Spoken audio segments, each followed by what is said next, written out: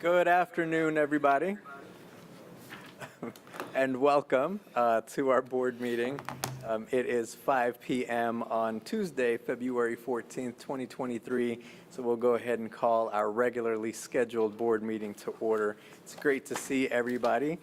Happy Valentine's Day to you all, and happy Super Bowl week to everybody. So great to see all of my board colleagues, Dr. Stubblefield, all of our staff. To any guests that are joining us here in person or online, great to have you all with us. So with that, we'll go ahead and call this meeting to order, and I'll read our board norms and protocols as we do at every board meeting. We agree to respect differences of opinions in making decisions for the district, to follow best practices in managing the superintendent and the management of the board itself, to stay on task when conducting business for the district, including while at board meetings, to never surprise the superintendent or each other when conducting official business of the district, to read these norms at the beginning of each board meeting and at board workshops as a reminder of how to conduct our meetings, and to continually self-check to determine if we are following our norms when conducting district business. Again, good afternoon. Welcome to everybody, and we're glad to see you here with us today. So with that, Ms. Smith, would you please do a roll call? Yolanda Clark. Yolanda Clark, present. Maxine Drew. Maxine Drew, present. Janie Humphries. Janie Humphries, present. Randy Lopez. Randy Lopez, present. Wanda Brownlee Page. Wanda Brownlee Page, present. Rachel Russell. Dr. Nguyen. Thank you. Thank you. Would entertain a motion to approve today's agenda. So move. Second. Moved and seconded. Any questions? Seeing none, Ms. Smith, roll call. Yolanda Clark. Yolanda Clark, yes. Maxine Drew. Maxine Drew, yes. Janie Humphries. Janie Humphries, yes. Randy Lopez. Randy Lopez, yes. Wanda Brownlee Page. Wanda Brownlee Page, yes. Thank you. Motion carries. Thank you. I would now, there's a question that we're going to go into executive session before we jump into the consent agenda. So I move that the board recess to executive session to discuss matters of non-elected personnel in order to protect the privacy interests of parties involved under COMA. Going in at 5:05 for 5 minutes. Sure,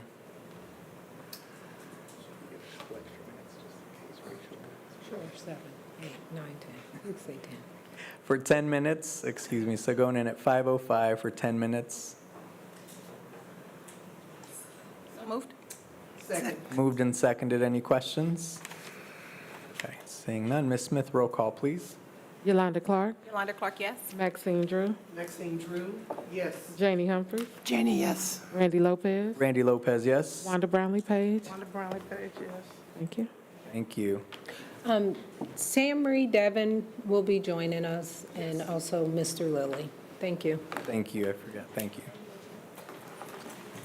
No, because it's, since it's.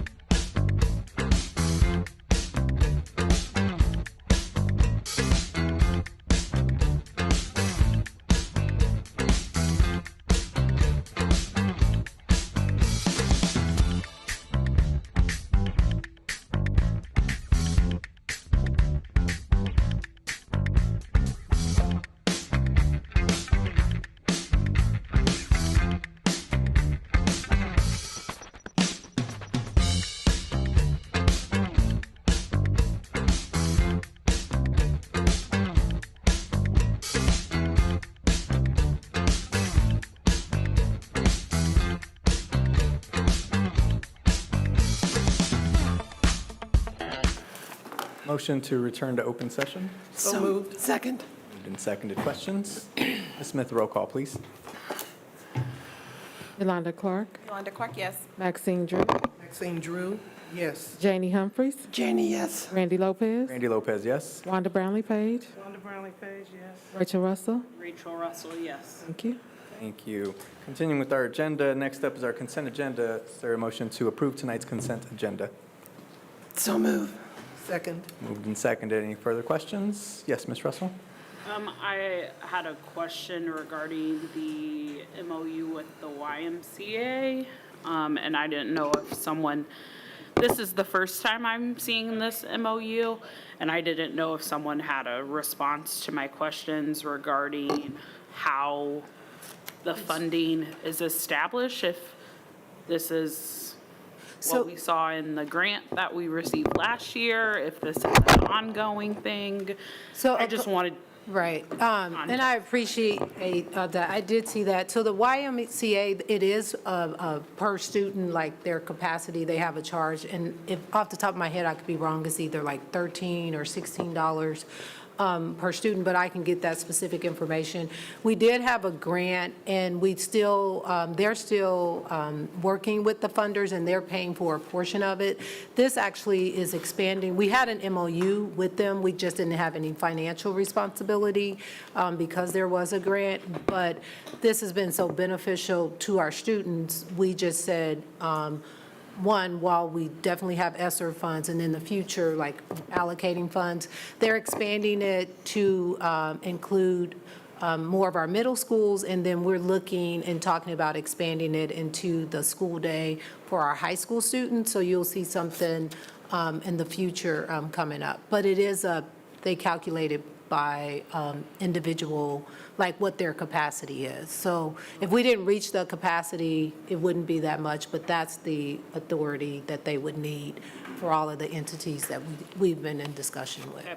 Yeah, thank you. no problem. Mr. Lopez, Ms. Russell, I appreciate you submitting those questions, but we have a protocol that, you know, when you submit the questions, to give them time to research and find information.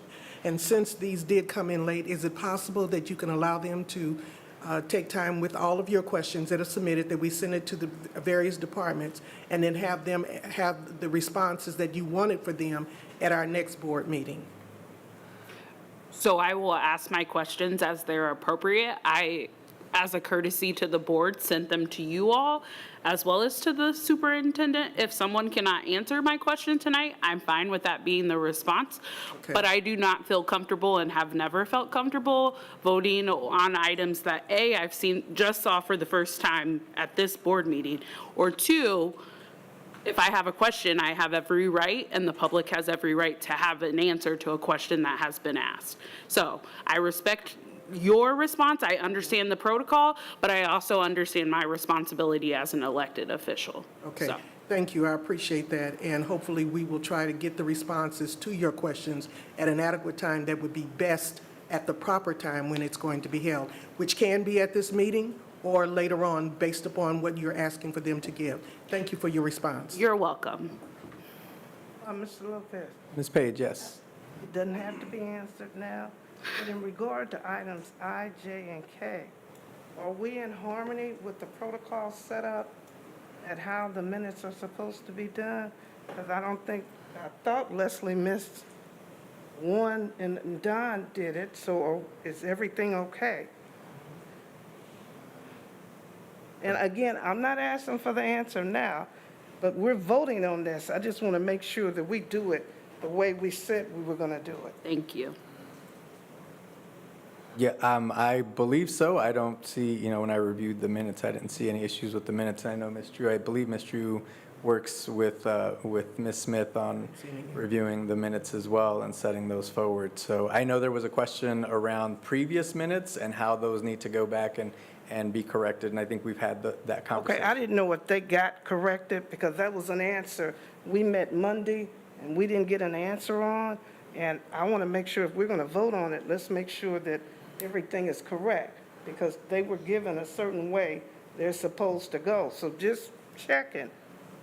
Right, yeah, no, thank you for checking, because you're right. I mean, these are the board minutes, and so we need to make sure that they are correct. So as far as I could see, they were correct, and I think we were referring to previous minutes when there were changes made to the agenda where those agendas weren't reflective of what actually happened in the meeting, that we've got to go back and make those changes to. I understand that, but Don did fill in when Ms. Smith wasn't here, and they asked that it be worded a certain way.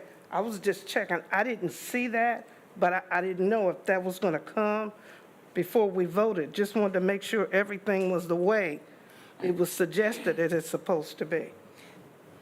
And I wanted to stay in my line, if it's something that's not worded, if it can be if it's wrong, it can be corrected. I was not made aware, neither was Don, and if it was on there, if it's something, you can vote to remove not approve those minutes, and if it's not accurate, we can go back and correct it. If there's something specific, can you say what's not worded correctly? Well, I don't have the sheet that we had for the new wording that was set up, but on the last one, and I think it's the 24th that Don filled in, that there's a question about how it's worded to keep the consistency, and I don't have that with me. And can we pull that one and bring it back after we make sure that it's corrected? Just want it to be done decent and in order. That's all I ask. Yeah, no, absolutely. And then I think if somebody can let Don know what it is, because I actually have no idea Okay. what you're referring to, so unless somebody shared that with Don, she wouldn't. Okay. Yeah. Okay, so just to be clear, so we're pulling the January 24th, 2023 board meeting minutes. Yes. Don approved the minutes for the 20th, not 24th. For the 20th, so, okay, so it's for the 20th that you want to pull, is that correct? Okay. Yes. So, okay, so we're pulling the minutes, item J from the consent agenda, which are the minutes for January 20th, 2023, the special board meeting. Okay, Thank you. thank you. And we definitely want to make sure we have these correct. Okay, any other questions or comments? I just want to make sure, Ms. Page, and maybe so will you be following up on the minute, or what's the process there? So that we don't leave here confused on who's doing what? Do I need to do something, or Ms. Page, are you following up? I just No, want, I was just asking, but I can, because that was a question that was brought to me Monday when we met. And I just said, I thought, and we just need to talk about it, that whoever's doing it, okay. we follow the protocol that was set up. So I'll do it. Doesn't Or matter. Ms. Smith, do you need, I just want to make sure we don't walk away from this meeting tonight and no one knows what we're doing. Right, so Ms. Page, we can follow up with, during our weekly meeting. Okay. And then I know Ms. Drew sometimes helps out with the minutes, so we can loop around and get with Ms. Smith and Ms. Downing to make sure that everything's correct. Thank you for that clarity. Thank you. Additional questions or comments? Do we need to amend the motion? Yes. So I forget who made the motion, Ms. I think I did. Humphries? Okay. I would like to amend the motion by saying that I move that we approve consent agenda minus the minutes from the special meeting January on Friday, January 20th. Okay, and I believe, Ms. Drew, you seconded, Second. so you were okay with the amendment? Okay. All righty. Any other discussion? Seeing none, again, the motion is to approve the consent agenda, the amended motion is to approve the consent agenda minus item J, and it's been seconded. Ms. Smith, roll call, please. Yolanda Clark, Yolanda Clark, yes? Maxine Drew, Maxine Drew, yes. Janie Humphries, Janie Humphries, yes. Randy Lopez, Randy Lopez, yes? Wanda Brownlee Page, Wanda Brownlee Page, yes. Rachel Russell. Rachel Russell, yes. Thank you. Thank you. Motion carries. Next agenda item, we will hear from our Superintendent of Schools, Dr. Anna Stubble. Good evening, everyone. I just have a few announcements. First of all, I just want to remind everyone that the district will be closed tomorrow. That includes our district office building and all of our schools, to allow students and their families to partake in the celebratory festivities for the Chiefs. We recognize the importance of school, but we also recognize that if we don't have enough staff, we can't host schools. So for those who had concerns about us canceling schools, we have to, all of those things are taken into consideration. We ask that all of our families and staff members who are participating, we hope you enjoy yourself, and we ask you to be safe out there. And congratulations to the Chiefs. HR hosted a career fair this past weekend. The district is looking to hire both certified and classified staff members, which include principals, teachers, custodians, nurses, libraries, counselors, social workers, and many more. Please feel free to go to our website or reach out to our HR department if you are interested or know someone that's interested. HR will host another fair on Saturday, March 11th, and so please spread the word and come out. Students at Quindale Elementary School are now rolling on brand-new bicycles, thanks to the generosity of people in the Kansas City community. 24 Strider bikes were revealed to students during their PE class on Friday, February 10th.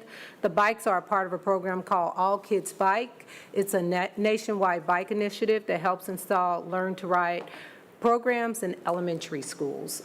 We want to give a shout out and thank you to all the members of the Kansas City, Kansas Public Schools Police Department, the Kansas City, Kansas Police Department, the Kansas City, Kansas Fire Department, several KU doctors, Bike Walk KC, and Free Wheels for Kids all pitched in to help assemble all the bikes for our students.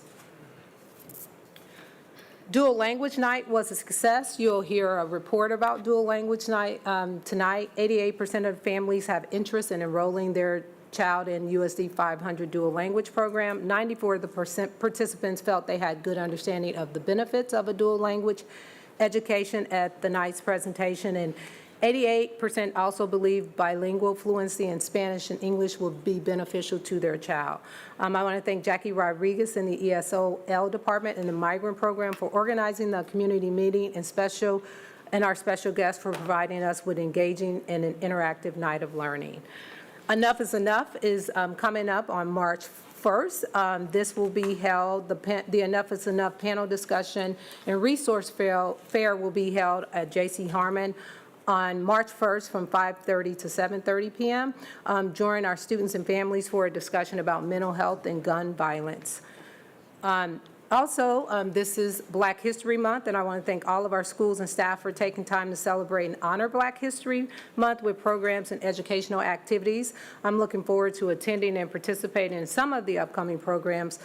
Please visit our social media platforms for some of the highlights and celebrations throughout the district. And finally, I just want to say, as the superintendent of the district, I recognize that several of you may have seen the media coverage from last week regarding Wyandotte High School. I just want to reiterate that our commitment to the safety and well-being of our students while we're providing the education for them is our main priority.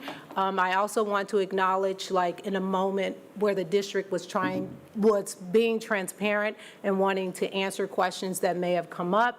Unfortunately, the way that some of the interview was spliced, it did not necessarily highlight the district in a favorable manner. We take all complaints, fights, and all those things seriously, and we also want you to know that you can reach out to us if something is happening.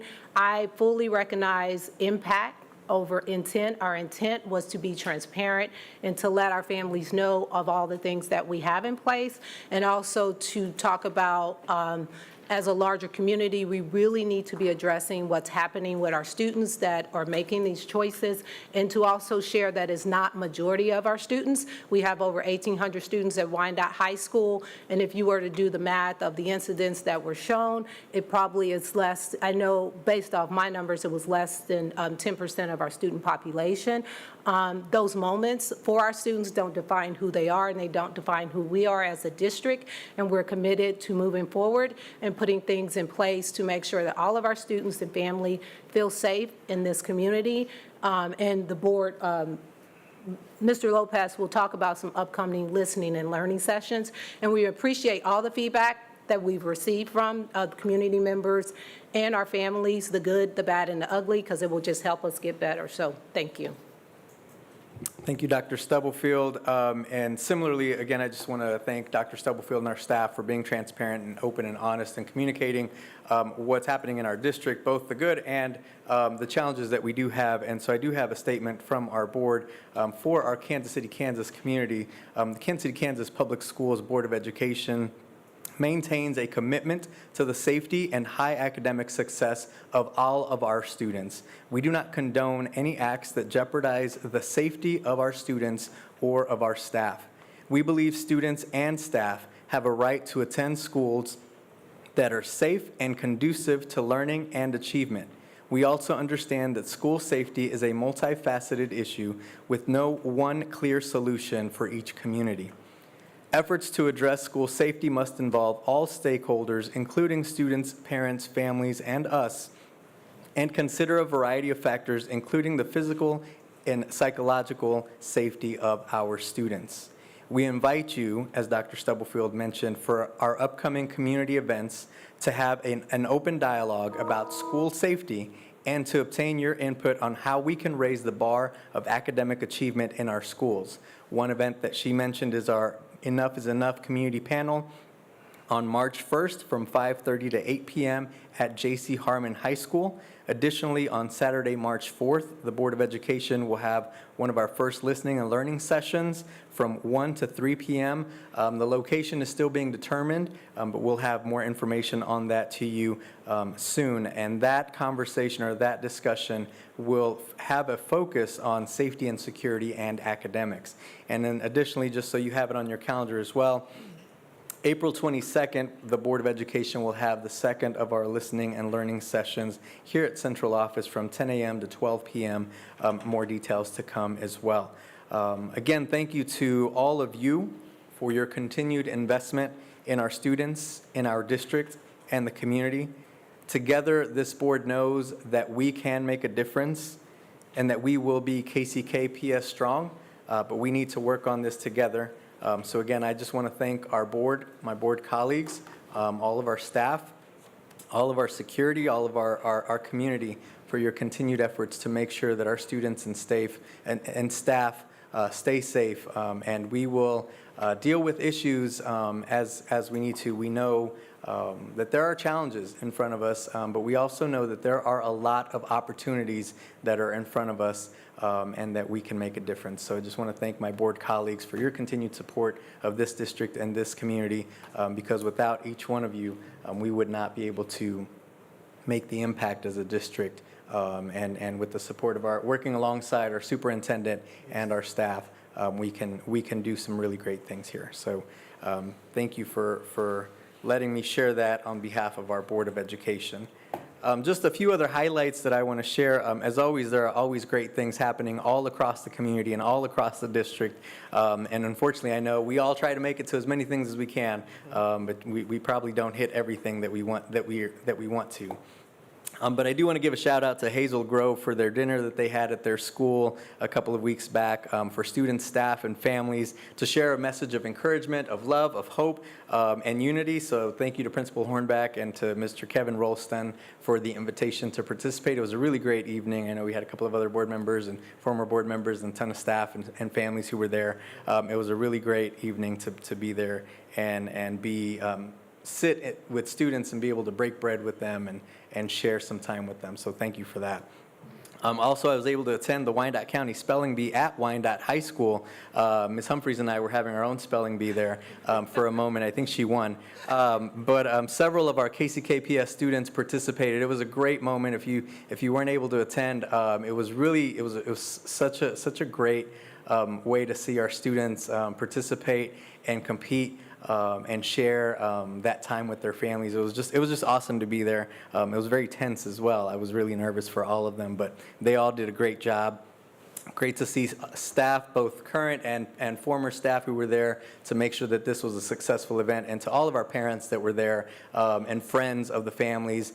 Just so encouraging to see you there to support those students that were participating in the spelling bee. It was so much fun, so thank you for that. I'll just share congratulations to Ovia, who was a student at Frank Rushton, who won the spelling bee, and I think we're going to try to have her and her family here to honor them at an upcoming board meeting, so we'll have that to look forward to. I do just want to share a quick story as Ovia and her parents were leaving Wyandotte, the auditorium. I had a chance to walk with them a bit and talk with them, and me and a couple of staff members that were there, and Ovia's mom was just she was just so full of joy and emotion. She was overcome. She had tears in her eyes. And she just said how this was such a dream come true for her and her family, that their daughter had won the countywide spelling bee. So these things make a difference and an impact in the kids' lives. And so I think anytime we get a chance to highlight that, it's always great. One of our own students, one of our own community members, one of our own families is doing some amazing things. So thank you for giving me a moment just to share that. Also had a great time at the dual language night at J.C. Harmon. Thank you to all the staff who helped to make sure that was a successful event, to our student and support services department, and to Ms. Jackie Rodriguez and all the work that you all are doing to make sure that is going to be successful. To all of our families that participated, it was a really fun and good event. Thank you to our board members who participated as well. Great to see you all out there. And then just one quick pitch for our seniors. Make sure that you submit your college scholarships to the KCKPS Foundation for Excellence. Those scholarship applications are due on February 28th. You can get more information on their website to make sure that you apply for that as well. And then just another quick highlight on scholarships. I know one of the scholarships that a lot of our students apply for at this time is for the Hispanic Development Fund Scholarship Fund.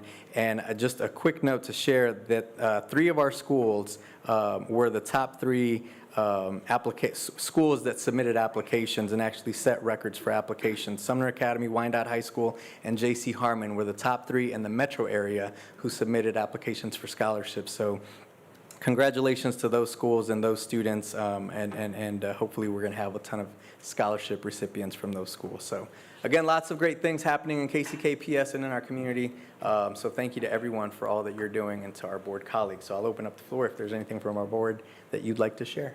Ms. True. Just like to announce that I did attend the NSBA Advocacy Institute January 28th through the 31st, along with Rachel Russell, and one of the things that they focused on was the 3 R's: relationships, relationships, relationships, to make sure that you stay connected. In listening to everything that was presented, and there were several sessions, one of the things that I learned that most of the things they were discussing were things that we are addressing already in our district, and that we're on the right path to bring about success and change for our students, and that we're trying to include all of our stakeholders as a part of that. And it was very well received by those who were there, but I was very much encouraged to continue to stay on this path, to be able to make sure that we endeavor to educate our students with a positive way to bring about success within our school district. I'd also like to mention that on Wednesday, February the 8th, I attended the Get on the Bus Real World Learning Partnership Luncheon, and more details will be given about that. But we recognize that all students are not going to go into college. Some of them are choosing careers, and there is a way in which they can partner with businesses in order to be able to learn where they want to go within their career. And it was very enlightening to see that it's not just within our school district that can do it, but it's throughout the metropolitan Kansas City area. And then finally, I want to say that on the day of the spelling bee, I was not able to attend because I attended a funeral of a former former school district employee, Addie Hawkins. And it was so good to see so many people there who were a part of the school district currently working, as well as former dignitaries who were in a leadership position. And so it showed how much she had a strong relationship in developing and educating our students through connecting to them as well as to other employees. And so I just like to say, may she rest in peace, because she did do an excellent job. Thank you. Thank you, Ms. Drew. Ms. Humphries? Well, I was very fortunate to visit several schools the last couple of weeks: Fairfax, Banneker, Harmon, McKinley, Rosedale. And at Harmon, I got to sit into the computer graphics class with our communications department. They were working with the students. All of our high schools are designing wraps for those vans that we bought, but each school gets to design a wrap. That is so real world learning. The kids were so excited because they get to use their ideas, and they get to work with the company and with communications department. It was just a really great, exciting class. And that was first thing in the morning. And we know high school students aren't always awake first thing in the morning. So it was really, really interesting. And everyone knows that we've had basketball games and wrestling going on. We haven't had a lot of music programs in January and February, but starting March, they already have them on our fine arts calendar. And see our parents out there supporting our kids. It's exciting. The spelling bee, there was such a buzz through the auditorium of parents waiting to see how their kid did. And everyone was clapping for everyone. It was very, very exciting for Saturday morning. I just feel very privileged to be able to visit schools, be in the classroom, and see our staff working with our kids. There's nothing better than starting my day out in the school. Thank you, Ms. Humphries. I see what you did there. Spelling bee, buzz. Was that? No? Okay, sorry. I didn't tell them we were super lame, right? I'm done. Okay. I'm going to adjourn this meeting. No. Randy was using Google. Ms. Clark? Yeah, I do have a couple updates.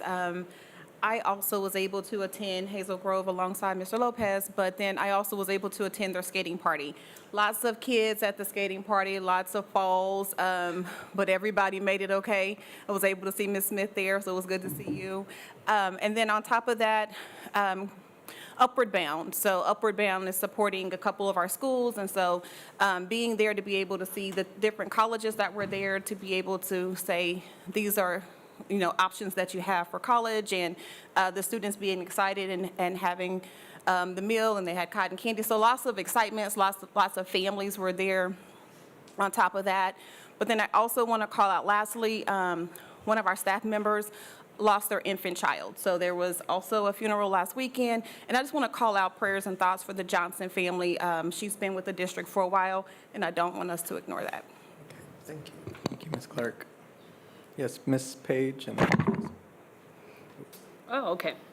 All right, good evening. As Ms. Drew mentioned, I also had the privilege to attend the Equity Symposium and the Advocacy Institute, and I just want to note a couple of my takeaways from the Equity Symposium and the Advocacy Institute were around envisioning the future of education. And that, I believe, all 7 of us are on board with ensuring that we are meeting the needs of all students where they are at.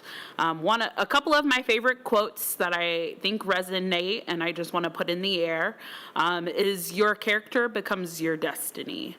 and teachers touch eternity through students. Those were two quotes that we heard throughout the one-day symposium that I felt really talked to the importance and the value that we have both for our teaching staff, but all of our staff here in the district, but also the character of our students is how they show up and what goals they accomplish in our classrooms every day will lead them to their destiny. And so how do we ensure that all of them have the skills, the knowledge, the tools to choose their destiny, whatever that may be? Of course, while you're in Washington, D.C., there is some advocacy piece, civics piece of all of that, and I truly did enjoy the Institute. I attended many different topics around special education, ESSER dollars, advocacy, and I look forward to our board having a conversation and an update around ESSER and determining whether or not how we are doing is impactful, or do we need to pivot? And also, as we enter these listening and learning sessions, I want to make sure that we're being transparent with our community. That's what we heard a lot about when we talked about ESSER dollars and advocacy. These are one-time dollars, but our way of making our case for public education is to ensure that our community understands how we spent these dollars and the impact that it has on student achievement. I shared with Ms. Drew multiple times that my theme of the year that I got from that conference is how does it impact student achievement? And I think every conversation, every discussion, everything we're purchasing or whatever should be grounded in how does it impact student achievement. That was one of the biggest highlights of the Advocacy Institute, was just how well-rounded all of the discussions around what we're doing should be around student achievement. Lastly, I would just share that there was an amazing panel by some students. The program, I've lost it in my mind today, but it just talked about today's students, tomorrow's leaders, and how as we are doing this work of Diploma Plus, encouraging our students to stay local, that it's important that we also, while we're growing our own, we have to consider our students as our future teachers as well. So how are we embedding that into the classroom? And I guess that goes into the quote that I took away from the Advocacy Institute, which is, the future is being determined every day in our classrooms. I know that I believe that, and this board believes that. We have some powerful things. So that was my really great trip. Just a couple of last things as celebrations I wanted to share. Harmon and Wyandotte are both celebrating their 50th anniversaries this year, and I know the Harmon Alumni Association is putting together an event, as well as the Wyandotte PTSA. Both of those events are happening on April 29th. I know this Friday we'll be at Harmon celebrating the Hall of Fame. But I just encourage alumni or the community who want to be involved and support Harmon and Wyandotte as they have these celebrations to please reach out to those respective groups. And then lastly, I would be remiss if I didn't say Happy Black History Month. As we all know, Black History Month is a way to pay homage to those in the past who influence American history and those who are currently impacting history and by developing, creating history. So with that in mind, I just want to recognize one of our students and congratulate her, Miss Johnson. I apologize, I did not want to mess up her first name, from Wyandotte High School, who was the first girl in history of the school to qualify, Black girl who was the first girl in history to qualify for state. And so that is an amazing accomplishment. Our students are Black history and American history. That's all. Thank you, Ms. Russell. Ms. Page. Now, real quick, I just wanted to say, I too attended Ms. Hawkins' funeral on the 4th, and we also lost Annette Bright, who was a teacher at Francis Willard. We want to keep their families, because we have a lot of great people who work for the district and who are currently working for the district, and we want to support all of our staff. There may have been others, I'm sorry I didn't know their name, but we just want to keep their parents, their families in our prayers and let them know that we support them. Absolutely. Thank you, Ms. Page. Definitely keeping those families who have lost a loved one in our prayers, especially for those that we've mentioned tonight and others in our KCKPS family. So thank you for that. And thank you, Ms. Russell. I really enjoyed your comments and just lifting up in celebration of our community, of our schools, the learnings that you brought back. So thank you for sharing all that tonight. Appreciate that. All right. Any other comments? Okay. We will continue with our agenda with agenda item number 4 for those of you following along. Our community comment section, again, just a reminder, everyone is welcome to present and give comment, and you can do so in person, virtually, or you can submit written comment if you'd like as well. Tonight, we do have Mr. Edward Gunter, who would like to give comment. Just a reminder, please make sure you check in with the board clerk before you leave so we make sure we have your information correct, especially if there's any follow-up, which staff would do with you if there's some follow-up. You will have 3 minutes once you give us your name. Your time will start. Ms. Smith controls the clock. And then we would love to hear from you, so thank you. Good evening, Board President Lopez, Vice President Clark, Dr. Stubblefield, and distinguished board members of education. I come to this meeting tonight to thank you for providing me opportunities for growth and development during my time as an educator in USD 500. In May, I will have completed 22 years of teaching in Kansas City, Kansas Public Schools. My career started with student teaching at JC Harmon, where my mom was a secretary for many years, and in the district where both of my parents were proud graduates of then Rosedale High School. I then received my first teaching assignment at Washington High School and am currently at Sumner Academy of Arts and Science. For my teaching career, this district is my home. I have taught a variety of courses in both social studies and career technical education, as well as serving in a variety of leadership roles in Diploma Plus and the International Baccalaureate program at Sumner Academy. You would think after 22 years I would consider myself an expert in my craft. Over the last several years, I have found that my assumptions about my expertise were wrong. I recently was passed over for a position in this district's central office in which I thought I was able to assist even more students. While disappointed in not getting that position, I reached out and received great feedback from the interviewing team regarding my teaching pedagogy and how it could improve. I thanked them for that feedback and I took it to heart. That missed opportunity has become my biggest motivator to be better. I returned to my building, asked for feedback, and provided me even more insight into my own personal development as a teacher, which is why I'm here today. Recently, this district did a survey about the effectiveness and usefulness of our instructional coaches in this district. This concerns me greatly. I hope that this survey is not done in concert for any intention of removing coaches from my building or any building in this district. For years, instructional coaches have been an essential component in this district's goal of continuous improvement, and that should continue. My motivation has changed from being a complacent teacher to now perfecting my craft as a teacher because of the feedback and coaching I have received from my personal ICs, Jill Shannon and Kimberly Service. Instructional coaches in my building have supported my classroom by partnering with me to ensure that every student receives excellent instruction in my classroom. Instructional coaches have put in their positions work side by side to provide insight and support in areas where I can improve as a teacher. Yes, you can teach an old dog like me new tricks. I'm a better teacher because of the support given to me by instructional coaches this year. We as teachers do not need commercialized professional development or curricular programming. We need coaches in our building working with our teachers. These educational experts are essential to the work that I do. Do not assume any less of them and the value they serve to teachers like me. I leave you with a quote from Jim Knight's book, The Impact Circle. Coaching is booming. There are life coaches, executive coaches, performance coaches, empathetic coaches, solution-focused coaches. There are image coaches, and yep, even Super Bowl winner Patrick Mahomes is first to acknowledge his recent success is due to coaching. In other words, if you want to learn how to do something, you need to find a coach to help you do it. Instructional coaches partner with teachers like me to help me collaborate and improve my teaching and learning so that every one of my students can be successful. To do this, ICs collaborate with teachers to get a clear picture of current reality, identify goals, pick teaching strategies to meet my goals, and view problem-solved data until goals are met. There is a mass exodus across this country of teachers leaving this profession. Do not assume that eliminating instructional coaches will automatically mean that these people will return to our classrooms. Great coaches exist in our district. Continue to support these positions, and instructional coaches continue the work they're doing to support teachers like me. Thank you. Thank you, Mr. Gunter.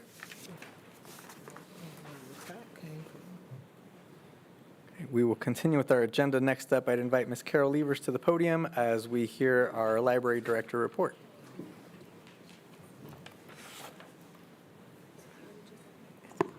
Thank you, Mr. Lopez. Good evening, board. Good evening. Good evening, evening. Dr. Stubblefield. Good evening. Staff and community as well. First of all, I want to wish everybody happy Valentine's Day. Thank you. And also let you know that all the metro libraries will be closed tomorrow as well, for the same reason as what Dr. Stubblefield said, celebrating Chiefs. Okay, our stats are improving from our COVID time. I'm not going to spend too much time on that. Just to let you know that our youth programs and outreach, we had 105 in the month of January, and we had 3,119 people attend. In our adult programs and outreach, we had 107 programs, and we had 1,594 people attend our programs. January was our 21st annual Eagle Days, and we celebrated that with a big, really, and I want to give a big shout out to our fantastic partners, and that's BPU and Operation Wildlife. Without them, it would not have been possible. I also want to thank the Parks and Recs for providing J.P. Davis for us as well. The celebration took place January 21st and 22nd. That was a Saturday and a Sunday. And between those 2 days, 1,500 people attended. It was a beautiful day. It wasn't as bad. It was not icy, because usually that's the most iciest time of the year. And then the Parks and Recs have to put salt out, especially J.P. Davis's Hall. So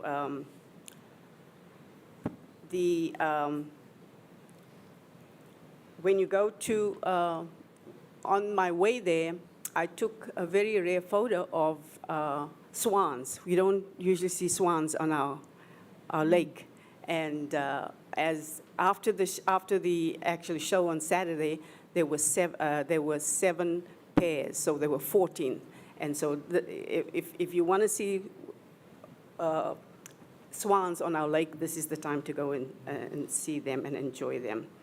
The attendees were able to view birds over our lake, learn about birds of prey at multiple activity stations, and get craft kits and view live bird demonstration. Operation Wildlife brought 17 different species of birds between the 2 sites, including a bald eagle, merlin, golden eagle, osprey, a barred owl, screech owl, barn owl. I didn't know that we had so many owls, because to me, an owl was an owl. Then I've learned all this. A red-tailed hawk and an American crow, and much more. At one of our, one of the gentlemen, while he was talking to the community, the osprey popped a blood vessel in one of her flight wings during the demonstration, and they quickly identified the problem and did surgery on her in the women's restroom, but at Davis Hall. And the Sligo staff was so delighted, just to see how they managed it without panicking, and they still continued with the program. And they showed her afterwards, and everybody was happy that they saved her. Just wanted to show all the different species that they've shared with us. And of course, this month is Black History Month, and we're celebrating it usually at the library. So if you want to see all our programs, please go to our website, and you will see what we have planned for you. You can pick up a Black History Month calendar at the main library, and I've given each board member one, a copy. And also, we are celebrating Alma Thomas, who was an African-American artist and teacher. She was best known for her colorful abstract paintings that looked like mosaics, and you can pick that up if you go to the West Wyandotte Library. And that is our report for this month. And as we normally, as the board requested, to have our Kansas City, Kansas Public Library Foundation do a report on the main library. We will have our president of the Friends of the, not, I usually say the Friends, but the foundation come up, Ms. Rosalind Brown. She's the president, and she will share with you what we've done so far. Oh, sorry, one more thing I forgot. This is the last minute addition. This is actually a program that's coming up in March, but I wanted to give you a heads up. Thursday, March 2nd at 6:30 p.m. at the main library. We're starting with Kansas City, Kansas Pioneers. And the first one will be Judge Isaac Franklin Bradley, Sr., who was the first African-American to graduate from the University of Kansas School of Law and the first African-American elected judge in Wyandotte County. So we would like to invite you to join us for a presentation on his legacy presented by his granddaughter. Some of you know Ms. Frances Robinson, who is a retired teacher of USD 500. Thank you. Good evening. Good evening. Good evening. Thank you for our advisory group for a new main branch library last came before you in November. At that time, we recommitted to providing you with a quarterly update. The Kansas City, Kansas Library Foundation is an independent, community-based nonprofit with the mission of raising money to enhance and expand KCK Public Library services. The Library Foundation evolved from the Friends of the Library membership organization that started in 1979. In 2007, a generous gift from the local Marguerite Labrakovic estate actually established the KCK Library Foundation. It is the Library Foundation that is committing to obtaining the necessary funds to construct a new library. Our advisory board is happy to report that the Library Foundation has contracted directly with the Kansas City consulting firm by the name of Kinetic. The Kinetic firm task is to identify philanthropic opportunities for raising the financial capital that will be necessary for a brand new facility downtown. The Library Foundation has been keeping our advisory group updated on the progress of Kinetic's work, primarily through email updates. Because of this, meetings of our full advisory group have been on hold since the holidays, pending the completion of Kinetic's specific research. The Library Foundation and Kinetic have several internal workshops over the past 2.5 months. This month, the Kinetic firm is starting to contact a wide variety of organizations and individuals in the community and throughout the metro. The purpose is to set up interview appointments. In fact, each one of you will be contacted by Kinetic representatives for your input. It was our advisory group that helped Kinetic identify contacts for key stakeholders in our community, as well as additional potential funders. When our advisory group comes back in May for our next quarterly report, our intent is to present the results of Kinetic investigation. At that time, we will have a better idea of our next steps.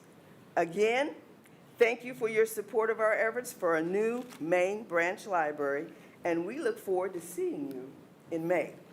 Happy Valentine's Day. Thank you. Thank you, Ms. Rosalind Brown, for that update and that information. Thank you, Ms. Levers, for the information. Any questions from board members for either Ms. Levers or Ms. Brown? Can Ms. Levers make sure that she sends us that invitation? I saw Thursday, March 2nd, but I did not catch the rest of it. Absolutely. So if we can just send that invitation to all of the board members, that'd be great. Thank you, Ms. Levers. Additional questions? Okay, seeing none, entertain a motion to accept the library report tonight. So move. Second. Moved and seconded. Any further questions or discussion? Ms. Smith, roll call, please. Yolanda Clark, Yolanda Clark, yes. Maxine Drew, Maxine Drew, yes. Janie Humphries, Janie, yes. Randy Lopez, Randy Lopez, yes. Wanda Brownlee Page, Wanda Brownlee Page, yes. Rachel Russell, Rachel Russell, yes. Thank you. Thank you. Motion carries. Mr. Lopez, before you move forward, I'm sorry. I just want to acknowledge Mr. Gunter and just let him know that our process at the end is that someone will follow up. I'm not sure that we said that to him, and it was eating me alive that we did not say that to you. So I want you to know our protocol is that someone will follow up with you. We heard you tonight, and so just be looking forward to that. Okay, all right. It was eating me alive, so I just needed to say it. Thank you. Yes, you do. Thank you, Ms. Clark. Okay. Agenda item number 6, item A.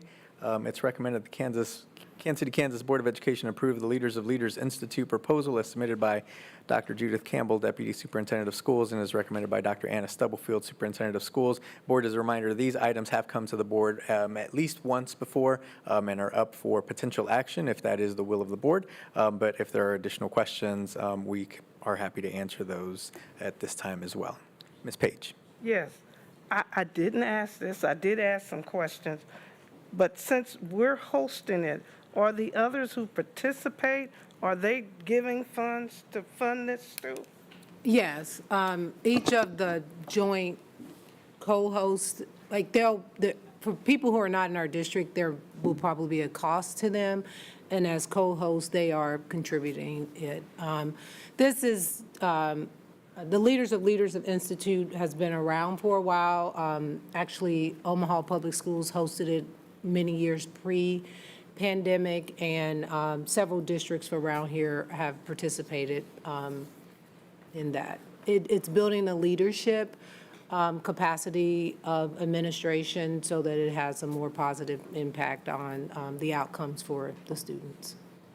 Well, I know you said the total budget is 100,000.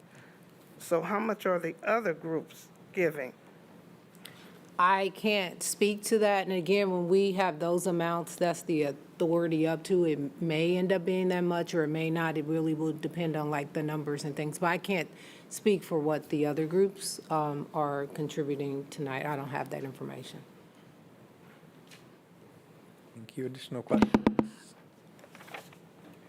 I didn't have any questions until I got the comment back today around, so what is the total number? So for this $100,000, what is the total number of individuals from our entity that will benefit from this? It was about 50 of our people, well, it may be more, but it's 50 minimum. And it says men of color, but it said that it wasn't targeted at men. So I guess I also, So like, the that Men made of my Color mind. is an organization. They host different events across the country. They're educational leaders that do it. So they're hosting it. They are joint with us doing it as their event. Men of color will be there. Obviously, we don't necessarily have 50 men of color that will be attending, but it's more of an educational component around building the leadership capacity of leaders of leaders. And I was trying to do the math, like if we were sending people to a conference. So essentially, it's like a convening, like a one-time convening that happens on these couple of dates. We're hosting it at an off-site location, and then other people, like, hey, registration. I'm trying to think of that SEL event that they had last summer. Like, it would be something like that? Like, it's like a conference? It's a or- conference. Okay. It's a 2-day conference. The Men of Color, they have their annual conference, and they invite people to, and it's in Tampa.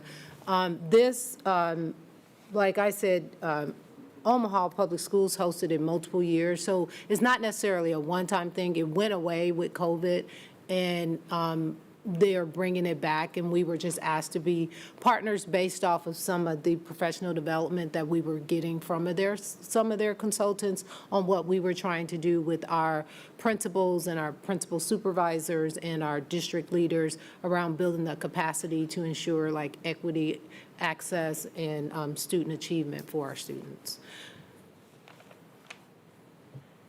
Thank you. Additional questions? Seeing none, it's recommended that the Kansas City, Kansas Board of Education approve the Leaders of Leaders Institute proposal. Is there a motion to do so? So move. Second. Moved and seconded. Additional questions or discussion? Seeing and hearing none, Ms. Smith, roll call, please. Yolanda Clark, Yolanda Clark, yes. Maxine Drew, Maxine Drew, yes. Janie Humphries, Janie, yes. Randy Lopez, Randy Lopez, yes. Wanda Brownlee Page, Wanda Brownlee Page, no. Rachel Russell, Rachel Russell. Yes. thank you. Motion carries. Thank you. Next agenda item, it is recommended that the Kansas City, Kansas Board of Education approve the staff retention payments as submitted by Ms. Tracy Kaiser, Executive Director of Business and Finance, and as recommended by Dr. Anna Stubblefield, Superintendent of Schools. So moved. Second. Moved and seconded. Any questions or discussion? Seeing and hearing none, Ms. Smith, roll call, please. Yolanda Clark, Yolanda Clark, yes. Maxine Drew, Maxine Drew, yes. Janie Humphries, Janie, yes. Randy Lopez, Randy Lopez, yes. Wanda Brownlee Page, Wanda Brownlee Page, yes. Rachel Russell, Rachel Russell, yes. thank you. Thank you. I do, on behalf of the board, I think all the board would share the sentiment, and we've discussed, and we're really appreciative of all of our staff and of leadership to come up with ways to continue to thank our staff and find incentives to retain our quality staff that we have here in KCKPS. So thank you to our district leadership. Thank you to the board for your leadership around this as well, to make sure that we are supportive of our administration to do this. And most of all, thank you to all of our staff that are doing the hard work day to day. And we saw Mr. Gunter here today as an example, but all of you that continue to work for our students and families, just a heartfelt thank you from all of the board for the work that you do. Next item on the agenda, it's recommended that the Kansas City, Kansas Board of Education approve the 2023-2024 district calendar. So moved. Second. Moved and seconded. Questions or discussion? Ms. Humphries? Did the calendar committee meet with the NEA? And I believe in the past, when I was on it, the NEA would send out a questionnaire asking staff whether they liked the calendar or not. Did we do that again this year? Calendar committee did meet with NEA and their representatives. The calendar committee did not send out the survey to the staff, and that was based off of there was a consensus by the committee, is my understanding, but they did, NEA was there and was a part of the calendar, but they did not send the calendar out to get staff feedback on it because the committee came to consensus, is my understanding. Ms. Russell? So I guess my question, there was a lot of feedback, so we did, and I won't say funky, but we did some like different things with FA days, and there was a lot of parental feedback from the FA days that my understanding administrators got around just, we returned from a break and then we took a FA day 2 days, like 2 weeks after. And so was that part of the committee's consideration? And this is also the first time I've seen this on the board agenda. So I don't know if this was the second time. This is not like last year you would have seen a iteration of the calendar. I think in the past, the calendar is always, because it's ongoing, it hasn't gone through I don't know historically what was happening or what happened, so people stepped into the space. If this needs to be paused and sent back, there was feedback from the committee. My understanding was there were some things when I saw it that I sent it back that I didn't feel like was family, like student center or family accessible, and they made those adjustments. But if it doesn't have to be, it can be paused and it can be sent back to the staff, but the committee did come to consensus on it. And Dr. Campbell, I believe, is on there, and Dom is also here. I'm on. As well. I'm not so much pushing that it go back, but I just want to make sure that it wasn't just a one-off situation. It was multiple. I just want to make sure that that was addressed or at least like considered in this new calendar, because this was the first year we did what we did with FA days, both at the beginning of the school year right after winter break. I just want to make sure that those administrators who had feedback from parents were heard in this conversation. So that's my only up to the survey that Janie's talking about, is that it does allow for that feedback to reach consensus, but So I know, and Dom, you can speak, there was, to my knowledge, there was never any discussion of survey. It was like, this needs to go out to staff to vote. And what we clarified was, the board approves the calendar. You can't, and I don't know historically if there was more than one calendar to vote on, you would send those two options out. But because there was a consensus, there was nothing to send a survey out for vote. I do think, going forward, if there are representatives from all levels on the calendar committee, one of the things that Dom and I have talked about is making sure that people know who their representatives are and providing updates as things is happening so that people can give feedback. If there needs to be a vote, there can be a vote, but my understanding was it didn't go because there was no need for a vote. But the committee did come to consensus, which is why the calendar is here. Do we have a representative from the committee here? Dom is here, Dr. Campbell is on there, and there were multiple teachers that were on there, as well as administrators. There are other administrators that are here, but I don't know if any of the teachers who were on the committee are there. But they all were a part of it.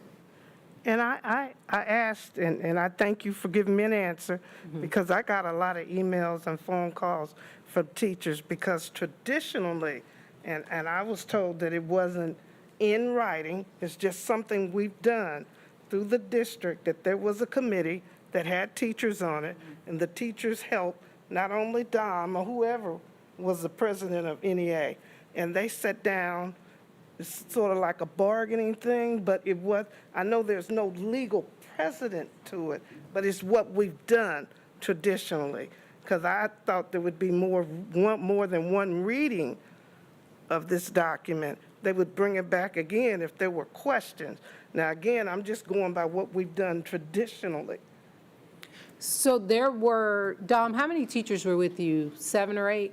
You can come forward and ask. There was a committee of teachers that attended the whole meeting. It wasn't just Dom. Dom is the only one here today. How that's been traditionally communicated and how it's communicated now, there may be some differences, but it wasn't just Dom and administration in the room. I There wasn't was a- saying that, and if it seemed like it came out like that, I apologize. That's not, I was told when I asked the question, because it was asked to me, and I got the email back from Dr. Campbell that Dom was there were other teachers, but there was still a concern, and, I think we need to do everything that we can to work with our teachers to show in good faith. Not saying we haven't shown good faith, but we want them to know that we're willing to work with them.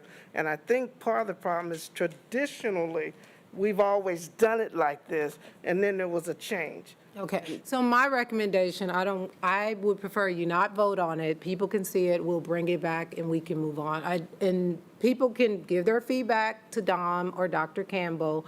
If it's a great, like, we're not gonna satisfy the masses, like so if they have that feedback and has been taken into consideration and the calendar still moves forward, it'll move forward. There was not a vote because there was only one calendar. And when you have a committee with representation, the onus is on the committee members to communicate out to their stakeholders on this is what's being considered, what are your, because at this point, when we bring it forward to you, if there's all of this different feedback, the committee is going to have to reconvene. So typically, when the committee comes to consensus and we're bringing it forward to you, if there are questions, is like, this is what the committee has brought forth and recommending. We recognize it's not addressing everybody's needs. And because the committee came to consensus, that's why it was coming to you. But we can push pause and they can hear the feedback, and then the committee can make a determination if they need to reconvene on the calendar. Can I ask, we have representation here, so can we understand maybe who the stakeholders that were present? And then how was the information disseminated? That would help me a lot. We tried to have representation. It's supposed to be a 50-50. I don't know if the microphone's hearing me. We're supposed to have 50-50 between district and association present. Okay. We tried to have, on my side, we tried to have representatives from each of the grade levels. Early childhood, we tried to have someone from SPED. We have counselors present. We have tried to have an AD present. So we tried to hit all areas in our representation. Okay. One of the biggest concerns, I think, and I brought Eddie with me because Eddie happened to serve on the committee this year. He happened to be here tonight, and he's like, Even no, better. bring me up here, but here he is.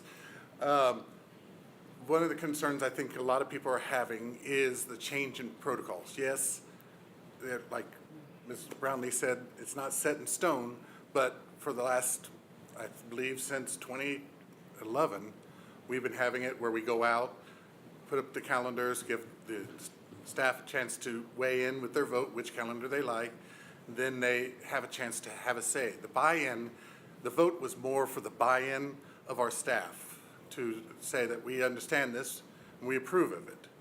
We did, then a lot of people are sending messages to the board, they're sending messages to me that they're not happy that they're not getting the vote. So we do try to communicate, our members go back and talk to the buildings. Eddie was one, would go back to his building, talk and get ideas. But there are, I did not hear, I didn't get parents reaching out to me because they don't know me. Yeah. So I haven't heard of those. Tonight was the first time I've heard that parents had concerns on things. So that would be, a committee would like to hear those too. So does that answer your question? No, it does answer my question. I'm also a very procedural girl, and so I appreciate everything that you've done. I just think that if we're moving away from the standard procedure, maybe that should have been communicated. But if we take that like next step, it's how do we handle this next year? So we can go back and make whatever decision we make for this year, but we're going to find ourselves in the same place next year if we don't put a process in place or a procedure that's been clearly communicated. So for me, that's like next steps. Yeah, and Regardless of whether we take I would echo that. What I also am hearing Dr. Stubblefield say is that there are not two things to compare. Yep. So typically, there are two things to compare. So what I think her request was that we table it tonight, and next meeting, we come back to it. But between now and our next meeting, if folks have feedback, because we don't have two, calendars to say, here's option A and here's option B. And I think that, and I don't want to create work at this point, but I want people to have the opportunity to look at the calendar. If there's an issue, please email us, email Dr. Campbell or Dr. Stubblefield, and then based on that feedback, or if there are decisions that need to be made, the committee will get together in that time, and then we'll vote at the next meeting, if I'm understanding. Or a future meeting Or- if they okay. need more time. Yeah. Yep, I agree with you. Dr. Stubblefield, if I can hop in, I don't know if you all can hear me. My apologies, I'm zooming in. But just for clarity, the committees, we did start meeting in the fall, and we've had consecutive and continuous meetings in which we have the opportunity, as Dr. Stubblefield, as a consensus. We, in the past, it seems like there may be two calendars in which everyone has agreed upon as a committee, but we found that we agreed upon one.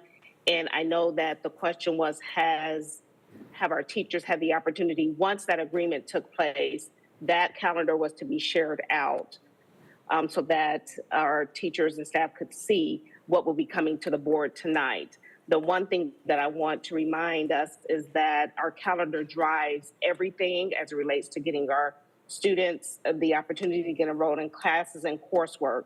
So part of kind of minimizing and us coming together as a committee to ensure that we had something to move forward is to ensure that we give our other areas enough time for consideration for our students to enroll in courses, for our calendar to drive what we need to move in for this semester, also into the fall of the year. Okay. Thank you, Dr. Campbell. Additional comments? So it sounds like that there might be some consensus just for process-wise and to table this for now and potentially bring both items C and D, both of the calendars on the agenda today, to table them for now, potentially bring them back at the next board meeting on February 28th for potential action, or at a future board meeting if we need to. So I would make a motion that we table items C and D for a future meeting. Second. There's a motion and a second. Just for clarity, I think if you table it, it's automatically the next meeting unless you set a particular meeting. Can you say that a little louder? I'm sorry. Yeah, I'm sorry. I said, I think technically if you table it, it's automatically the next meeting unless you want to specify a particular meeting. So do we have expectations, though? I'm sorry, again, my brain is like step 1, step 2, step 3. So do we have expectations in between now and then? Because I don't want to prolong this. I definitely want our staff and our community to get what they need. So do we have expectations for what this committee should be doing? Is it just solidifying that everyone's on the same page? And then how does the board feel comfortable with that? Like, what does that look like? And then secondly, where does this process come from for going forward? Is that something that comes from the committee? Is that something that comes from, I don't know, the head people that are representing different folks? Like, how do we get that in place? And we don't have to answer that tonight, but that's where I'm concerned.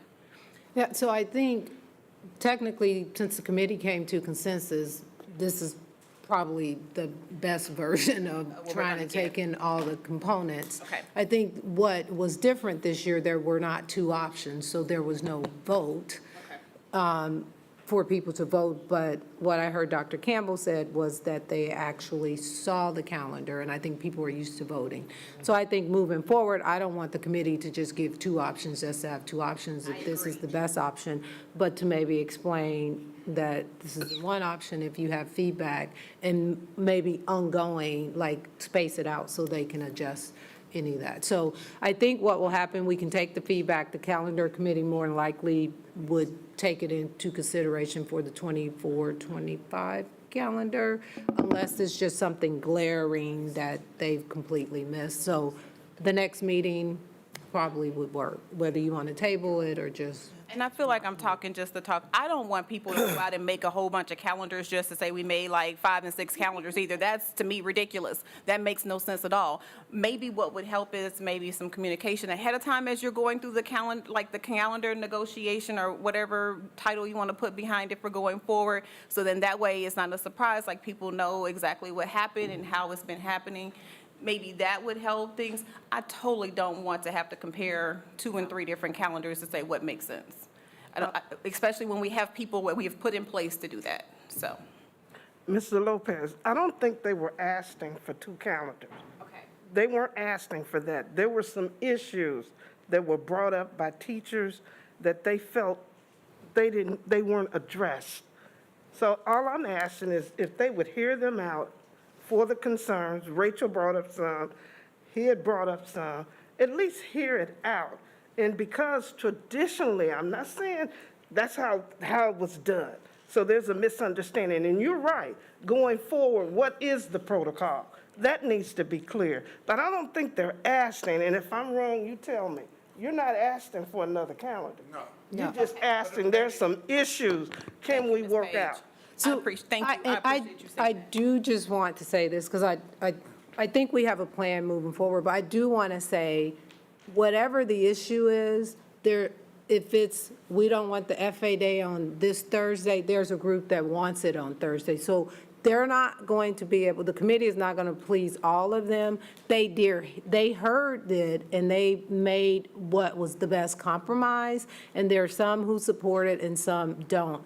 And I'm not saying it wasn't, for some, it was about the vote, because they didn't get to say, I want this over that. It was like, this is the only option, they didn't hear me. But the people who share the feedback, like, can you tie an FA Day in connection with one of the things like President's Day, like other districts? There are some people who really wanted that. There were some that didn't. The committee weighed the pros and cons and made those decisions. The ones who didn't want it there are the ones you're probably hearing from. The ones who were like, this is great, you're not going to hear from it. So I really applaud the committee for coming to consensus. I think we pause, we hear if there are things that committee are like, we just missed, we can tweak it. If not, next year going forward, they can have a process in place. But I think it really, when it comes to these kind of things, you're going to always get feedback like, I don't like that, they didn't listen to me, because they're the committee, and the time that they volunteer for it, they're really trying to see what's in the best interest of our families and our staff, and where's the middle ground for that. Yeah. Okay. Okay, thank you for that conversation. So again, I do just want to make sure, I believe there may have there may have been a motion, Ms. Smith. Was there a motion to approve the calendar and a second for that? Yes. And then I believe, so there is a motion to approve the calendar. Ms. Russell, were you having a substitute motion for that to table the Yes. calendar? You wanna- Was there a substitute? There was a motion to approve? So there was a motion by Ms. Drew, and who was the second? Clark. Ms. Clark. So there was a motion and a second Oh. to approve the calendar. Then we had the conversation around this, and so. But she tried to introduce a motion. I Mr. did Goheen introduce said- a substitute motion, Right, but that- there was already a motion on the table. I'm with you. Which is fine. If Greg, correct me if I'm wrong, if you want a substitute motion. Yeah, and actually, we don't follow strictly any Roberts rules or anything like that, but traditionally, if there's a motion to table, that is taken up. But I don't remember if there's a second or not on the table. There was. There was, yes. And the only reason the only reason I'd interjected was. Because you said the date. next. Either need a specific date or it's automatically for the next meeting. And that was just for clarification, not for any other reason. So there's a motion to table, and are you okay with the next meeting, which would be February 28th? So there's a motion to table both items C and D on the floor, and it was seconded, I believe. Is that right, Ms. Smith? Yes. Thank you. So there's a motion and a second to table those two items. We'll go ahead and vote on that, and that's to bring those two items back on February 28th. Ms. Smith, roll call, please. Yolanda Clark. Yolanda Clark, and I do want to say this, I'm not asking for anything to be labor intensive. I just think we need to make sure we know exactly what's happening. So my answer is yes to table and bring back to the next meeting. Maxine Drew. Maxine Drew, no. Janie Humphries. Janie Humphries, yes. Randy Lopez. Randy Lopez, yes. Wanda Brownlee Page. Wanda Brownlee Page, yes. Rachel Russell. Rachel Russell, yes. Thank you. Motion carries. So those two items will be tabled until the February 28th meeting. Thank you for the questions, the clarification. Thank you to the committee for the hard work. We just want to make sure that some of that feedback is a part of that, and this gives us another opportunity to see this, but we'll make sure that we clean up this process moving forward. So thanks for the conversation. Continuing with our agenda item, we'll move to item E. It's recommended that the Kansas City, Kansas Board of Education approve the Global Grid for Learning proposal as submitted by Rashid Hoda and Dr. Judith Campbell, and as recommended by Dr. Anna Stubblefield. So move. Second. Moved and seconded. Are there questions or discussion? Seeing and hearing none. Ms. Smith, roll call. Yolanda Clark. Yolanda Clark, yes. Maxine Drew. Maxine Drew, yes. Janie Humphries. Janie Humphries, yes. Randy Lopez. Randy Lopez, yes. Wanda Brownlee Page. Wanda Brownlee Page, yes. Rachel Russell. I'm saying yes, but I have serious concerns around capacity of TIS based on some of the responses we got today, that we continue to purchase items, but we're not able to implement them. And so I have strong concerns about this, but I will move this work forward because it is important. So yes. Thank you. Thank you. Motion carries. And I just want to make sure, I want to hear your concerns, acknowledge the concerns, and make sure that as administration that we're following up on those questions and making sure that we're acknowledging and answering questions where they are. Thank you. Next agenda item, item G, no, F. item F, thank you. It's recommended that the Kansas City, Kansas Board of Education approve the low bid from Vasquez, so, is that the right one? No, it's No, the sorry. Zello contract. Recommend that the Kansas City, Kansas Board of Education approve the Zello contract for 3 school years, 2023 to 2026, as submitted by Dr. Danita Fernandez Flores, Dr. LaShonda Bilbo Urban, Dr. Judith Campbell, and as recommended by Dr. Anna Stubblefield. So moved. Second. Moved and seconded. Any questions or discussion? Question. Yes, Ms. Page. Now, I've talked to some people, because I'm not a real techie person, and I'm trying to learn it, and they talked about how this is a good program. But the concern was, what's our check and balance to make sure people are using it? Because some teachers were saying that some people are not using it, and they thought it was excellent, it helps, but how do we guarantee that at least a check and balance, that we're getting the bang for our buck? It's an excellent program, but in the family advocacy classes, some of them aren't using it. So Dr. Fernandez Flores is coming forward. That probably is true, and we are putting process and procedures in place to ensure that. This is a requirement for our KISA accreditation from KSDE. So regardless if it's, and we're moving from Naviance to Zello because one of the challenges was we could never get star recognition because we didn't have components in Naviance. But the other parts, Dr. Fernandez Flores can speak to, but we are putting things in place to ensure that is happening, and that would go back to us holding our principals accountable for those expectations for those teachers who may not be using it. Yeah. So that's precisely the question of why Zello is also a better product for our school district. With Naviance, we're not able to look at that data and be able to hold ourselves accountable for executing on the curriculum. Zello does have that capability for me as an administrator to see in time the completion of activities and of holding ourselves accountable for using the system. So this is a difference between the two platforms. This one will give us live dashboards just in time that will tell us exactly the amount of time of interactions and of task completions. We were not able to get that data from the old system. So you can pull up anyone in this room, if they're there, you can tell the time and the whole bit. I can tell. They were also concerned that at some high schools, they have clubs, and that they're putting a little bit more emphasis on the clubs than on the FA dealing with the career path and looking up information. So if that can help, that's part of the problem right there. Okay, thank you. You're welcome. Thank you. Thank you, Ms. Page. Yes, Ms. Russell. I'm just going to say it here instead of during the vote. Again, I have issues with implementation and fidelity of programs that we continue to either alter or change for student achievement, whether it be the data, whether it be the way it feels like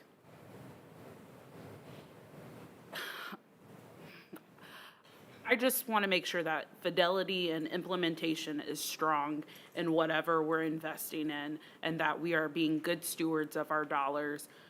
I hope this works.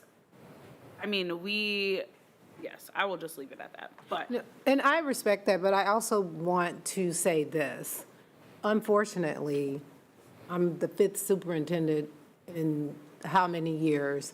And so as new people come in and we evaluate decisions that were made, so like the single sign-on, that is something that should have been in place. Like that will clean up so many of the other fidelity issues and allow us to see what's being used and not being used with the GG4L single sign-on.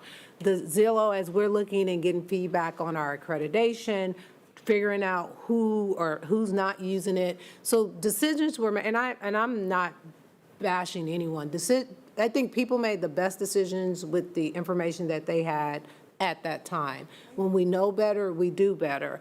Now, if I come back next year and say we don't want Zello, we want to do this, then I agree. We really should be having larger conversations. Most of the things that we're coming and saying we had this or this is because we've gotten feedback based off of the progress we need to be making from the Kansas State Department of Education and or other information that we received that we just have to put these things in place. So I appreciate it, and I know what it looks like and feels like, especially to our end users, which are our students and our teachers, majority of the time, and we're just trying to clean it up so that we're not doing this on a regular basis. So I appreciate the honesty. And I appreciate your response, because I think that is what the frustration is whether it be professional development, whether it be training, we're doing all of these things simultaneously, and it feels like we're expecting and wanting more, but it's a bigger picture. But I think as long as our end users understand that we're really trying to do what's best, it feels like a lot right now. No, it does. So I thank you for acknowledging that. I thank those who have spoken up about their frustrations, because it is frustrating. So, thank you. Thank you. Ms. Smith, roll call on the vote, please. Yolanda Clark, Yolanda Clark, yes. Maxine Drew, Maxine Drew, yes. Janie Humphries, Jenny Humphries, yes. Randy Lopez, Randy Lopez, yes. Wanda Brownlee Page, Wanda Brownlee Page, yes. Rachel Russell. Rachel Russell, yes. Thank you. Dr. Nguyen, I want to acknowledge you were in the room while in the middle of a roll call, so I didn't know if we were voting on the Zello contract, just to keep you up to date of where we are on the agenda. So welcome, thank you for being with us. Motion carries. Next agenda item, item G. It's recommended that the Kansas City, Kansas Board of Education approve the low bid from Vasquez Commercial Contracting in the amount of $97,265 for the site lighting improvements at J.C. Harmon High School. So moved. Second. Moved and seconded. Questions or further discussion? I don't have a question, but don't forget the other schools. I know they said they're working on it. Just don't forget the other schools. Doug's over there giving a thumbs up, so Okay. thank you, Ms. Page. Ms. Smith, roll call. Yolanda Clark, Yolanda Clark, yes. Maxine Drew, Maxine Drew, yes. Janie Humphries, Jenny Humphries, yes. Randy Lopez, Randy Lopez, yes. Wanda Brownlee Page, Wanda Brownlee Page, yes. Rachel Russell, Rachel Russell, yes. Dr. Nguyen. Win, yes. Thank you. Motion carries. Thank you. Next agenda item, it's recommended the Kansas City, Kansas Board of Education approve the addendum to proximity learning as submitted by Dr. Judith Campbell, Deputy Superintendent, and is recommended by Dr. Anna Stubblefield, Superintendent of Schools. So moved. Moved and, is there a second? Second. Moved and seconded. Open for questions or discussion? I do know that there were questions that were submitted around this topic, so I want to acknowledge that, and I think administration is working. If they haven't sent out those responses, I know they will, so just do want to acknowledge that there have been some questions around that. They did. Okay, seeing no questions, Ms. Smith, roll call, please. Yolanda Clark, Yolanda Clark, yes. Maxine Drew, Maxine Drew, yes. Janie Humphries, Jenny Humphries, yes. Randy Lopez, Randy Lopez, yes. Wanda Brownlee Page, Wanda Brownlee Page, yes. Rachel Russell, Rachel Russell, no. Dr. Nguyen. Win, yes. Motion carries. Thank you. All right. Next on our agenda is item number 7, new business. Board, these are up for informational purposes only. No action is being asked of the board, but this is an opportunity for us to ask any questions that we may have.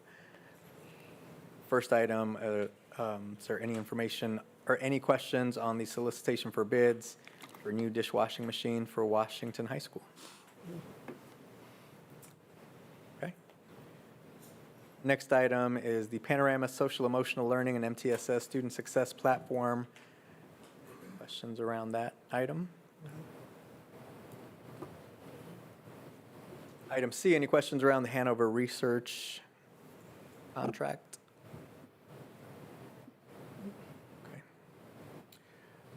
Item D, the T-Mobile Apple Connected Devices informational item that is up. Any questions there? Ms. Russell? So I'm not expecting a response today, but as I've mentioned, I have gotten multiple questions around this item. I will just share my questions that I had so that it is publicly out there that I have asked the question. I do have the expectation that this information can be shared with staff. I think there are lots of concerns. It was previously noted that we would have a conversation around a technology rotation plan to address the continual technology needs that our district has, as we are a one-to-one district. And so the additional questions that I did ask to the administration were, do we have data to show current usage of iPads? Are iPads currently only used within the classroom? How will we address connectivity issues at the middle and high school level? Do we have a plan for professional development for staff and parents related to device utilization? As I mentioned, I'm not asking for a response today. However, I think I got over 3 emails and conversations around this, and I think it's important that we make sure that we're not just purchasing devices that are held in a school building 365 days, 24/7. But if our intent is to ensure that families have connectivity, what are our policies around device checkout? What are those things to make sure that this is, again, implemented with fidelity? We do have some devices that are just hanging around, and so then what are we planning to do with all of these devices? What does that look like? I think there are lots of questions to be asked and answered around this.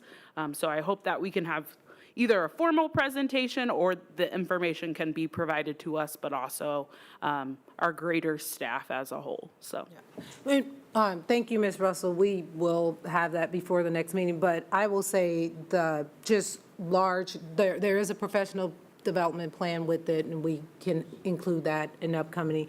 And the reason we're moving to the connected iPads is so that our students will have connectivity when they're not on our campuses. They work similar to your cell phone. You will be able to connect. And with the professional development, our goal would be for our students, like students across the United States, to be able to have the ability to take the iPad home when they need to, or that kind of thing, where it's more around parent and student choice, and not us saying, no, you have to check it out. The iPads will be assigned to those students. We'll be able to track and monitor and locate them, and recover them if they do, like, lose them, misplace them, or something happens. So that's a large part of the rationale. But we'll make sure we include all of that and get the information to our staff and families as well. Thank you. Thank you. Additional questions? All right, thank you. Any questions on item E around solicitation for bids of toilet partitions? Okay, thank you. All right, so before we get to our next agenda item, we're going to allow for a quick 7-minute break, personal break. So we'll take a quick 7-minute recess. Thank you.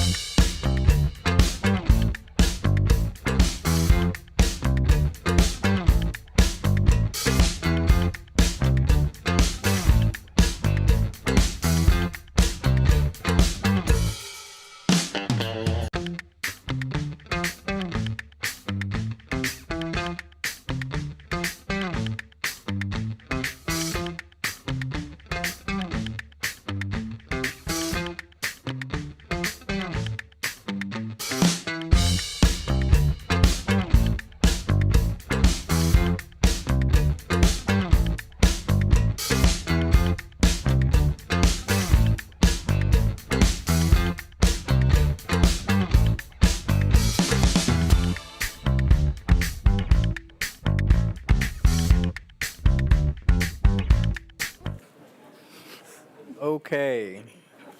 Thank you for giving us a quick moment. We're going to continue on with our agenda. We are on agenda item number 8.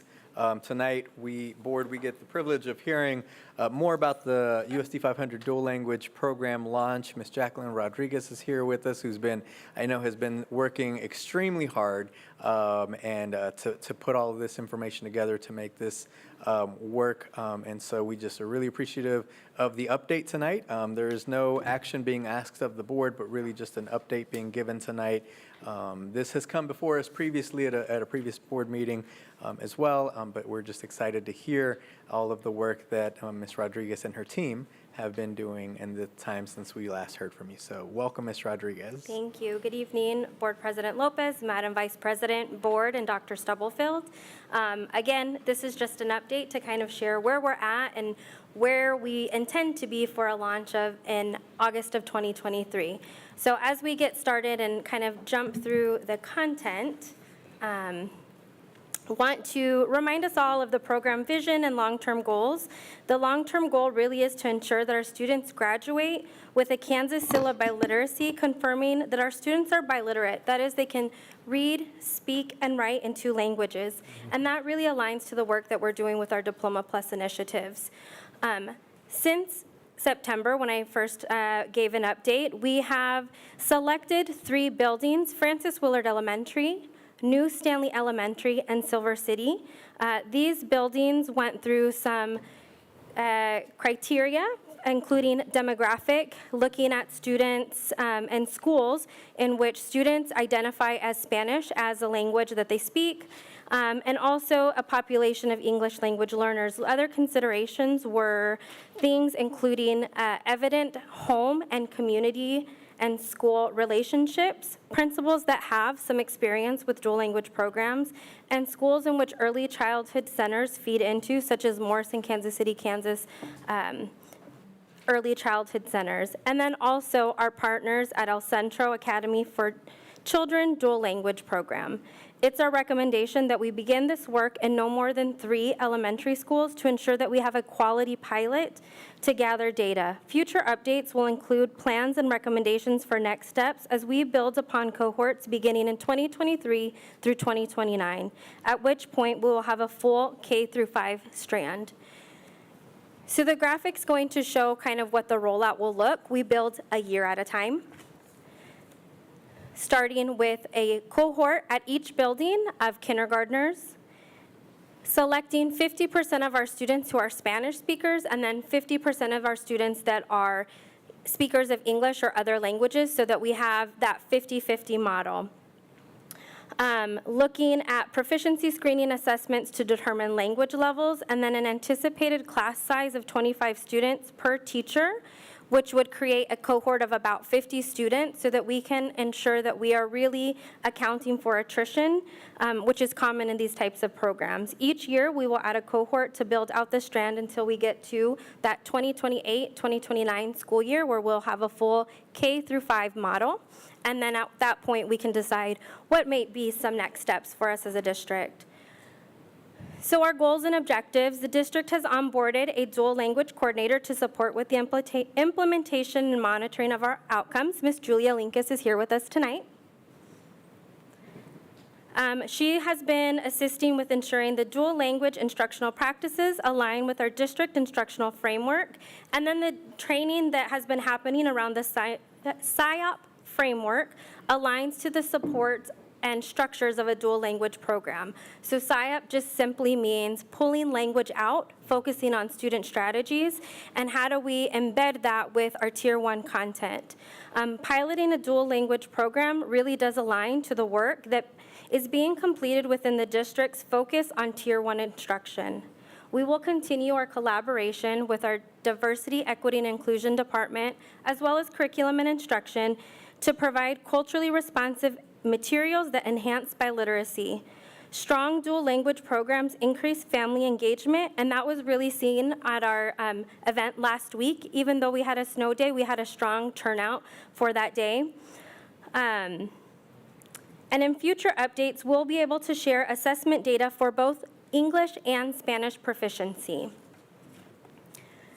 Our model that we are intending to pilot is a 50-50 immersion model, showing that 50% of content is taught in English, 50% of content is also taught in Spanish, and that would also consider our 50-50 student population.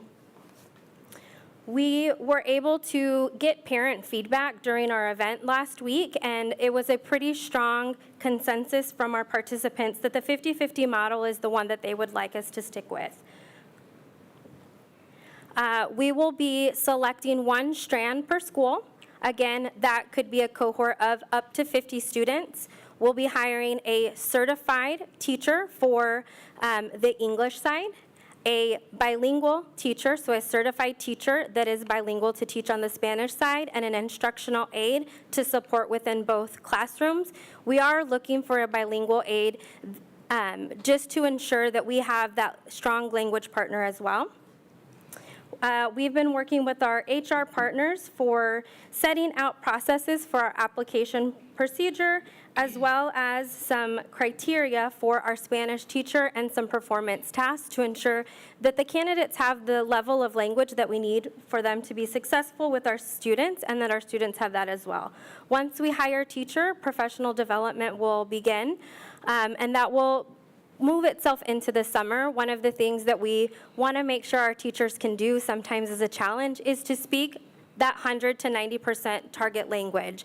I myself, as a former Spanish teacher, struggled with that in my day too, just keeping that rigor, especially for our littles. We are really confident to see some applicants. We've already started to see some of those trickle in. At the career fair, we had some interested candidates and have had a couple of internal candidates for the Spanish language position. And again, that family and community engagement event, prior to the family and community engagement event, we did send out a thought exchange. Dr. Stubblefield shared a little bit of that data with you already, but a majority of our families indicated that they would be interested in a program like this. Those that didn't indicate interest in it said they really just needed more information from that. This was really targeted at our early childhood centers as well as those 3 target schools. And then during our event, we were able to get more information, but I do want to highlight the parents' voice in some of the things that they shared within the thought exchange. Things such as, it's very gratifying that the school districts thinks of this type of program as a great benefit to our families because we get to keep our language of origin and have a better future for our children. Another comment, I have been hoping for a program like this. It would benefit our students, and there are so many benefits of bilingualism. And those were comments before we had our informational session. I do want to thank those board members and Dr. Stubblefield that were able to join the event. And parents shared an interest in building bilingual fluency in both English and Spanish. 94% of our participants left with an understanding of what the benefits for bilingualism is, and that was shared across our parents that are Spanish speakers, speakers of other languages, and our English-speaking parents. They really felt strongly about some of the pieces that can come into that future and that Diploma Plus track for our families. We will continue our partnership. Dr. Herrera from K-State did facilitate our February 9th event. She will continue to facilitate some of our family events as well as professional development for our teachers. In September, I was able to give you an update about the grant that we had worked with K-State to apply. There still is a strong possibility that the federal government is going to do some spend downs. And we had 107 out of 110 points. Our area of growth really was within the staffing. We've addressed that by onboarding a dual language coordinator to be able to assist with that work. K-State is really invested in being a partner with us and is going to continue looking at different grant opportunities to provide additional funding support specific to professional development and also some teacher pathways specific to our instructional aides that may have degrees in other countries for education that aren't transferring here in the United States. So that's an area that we really want to invest our time and energy in. So then our next steps are really to continue planning with the following departments: curriculum and instruction, diversity, equity, and inclusion, DERA, Diploma Plus, and the Welcome Center and Family Engagement. We want to recruit and hire teachers for Spanish instruction, parent involvement and informational events. And those, now that those 3 buildings have been selected, will be more intimate events at each school center where we're inviting those families in. We're focusing on those parents that have students in early childhood, and also our families that maybe aren't in one of our early childhood centers but have incoming kindergartners. We'll also be looking to purchase curriculum and resources. There is $150,000 allocated in the ESSER funds. And then capacity building for professional development. And that starts here at the board level. So updates like today to be able to answer any questions that you all have, and then also to bring in any professional development that you all may need, as well as that district leadership level, cabinet, executive directors, and directors, working hand in hand with principals and instructional coaches, and then the teachers at each building. Dual language programs are successful when it's a collective, agreed upon initiative, and it really is transformational. At our event last week, Dr. Herrera was able to talk about the wide range of research on this, over 30 years of research indicating that this really does support student achievement. And then finally, enrolling our students for the 2023-2024 dual language cohort. What questions might I answer? I know there was a question that was presented, which I can answer this, and then around staffing, and there are some staff concerned about they may possibly lose their position. That is not the goal of this. So at the different schools, they have various sections of kindergarten.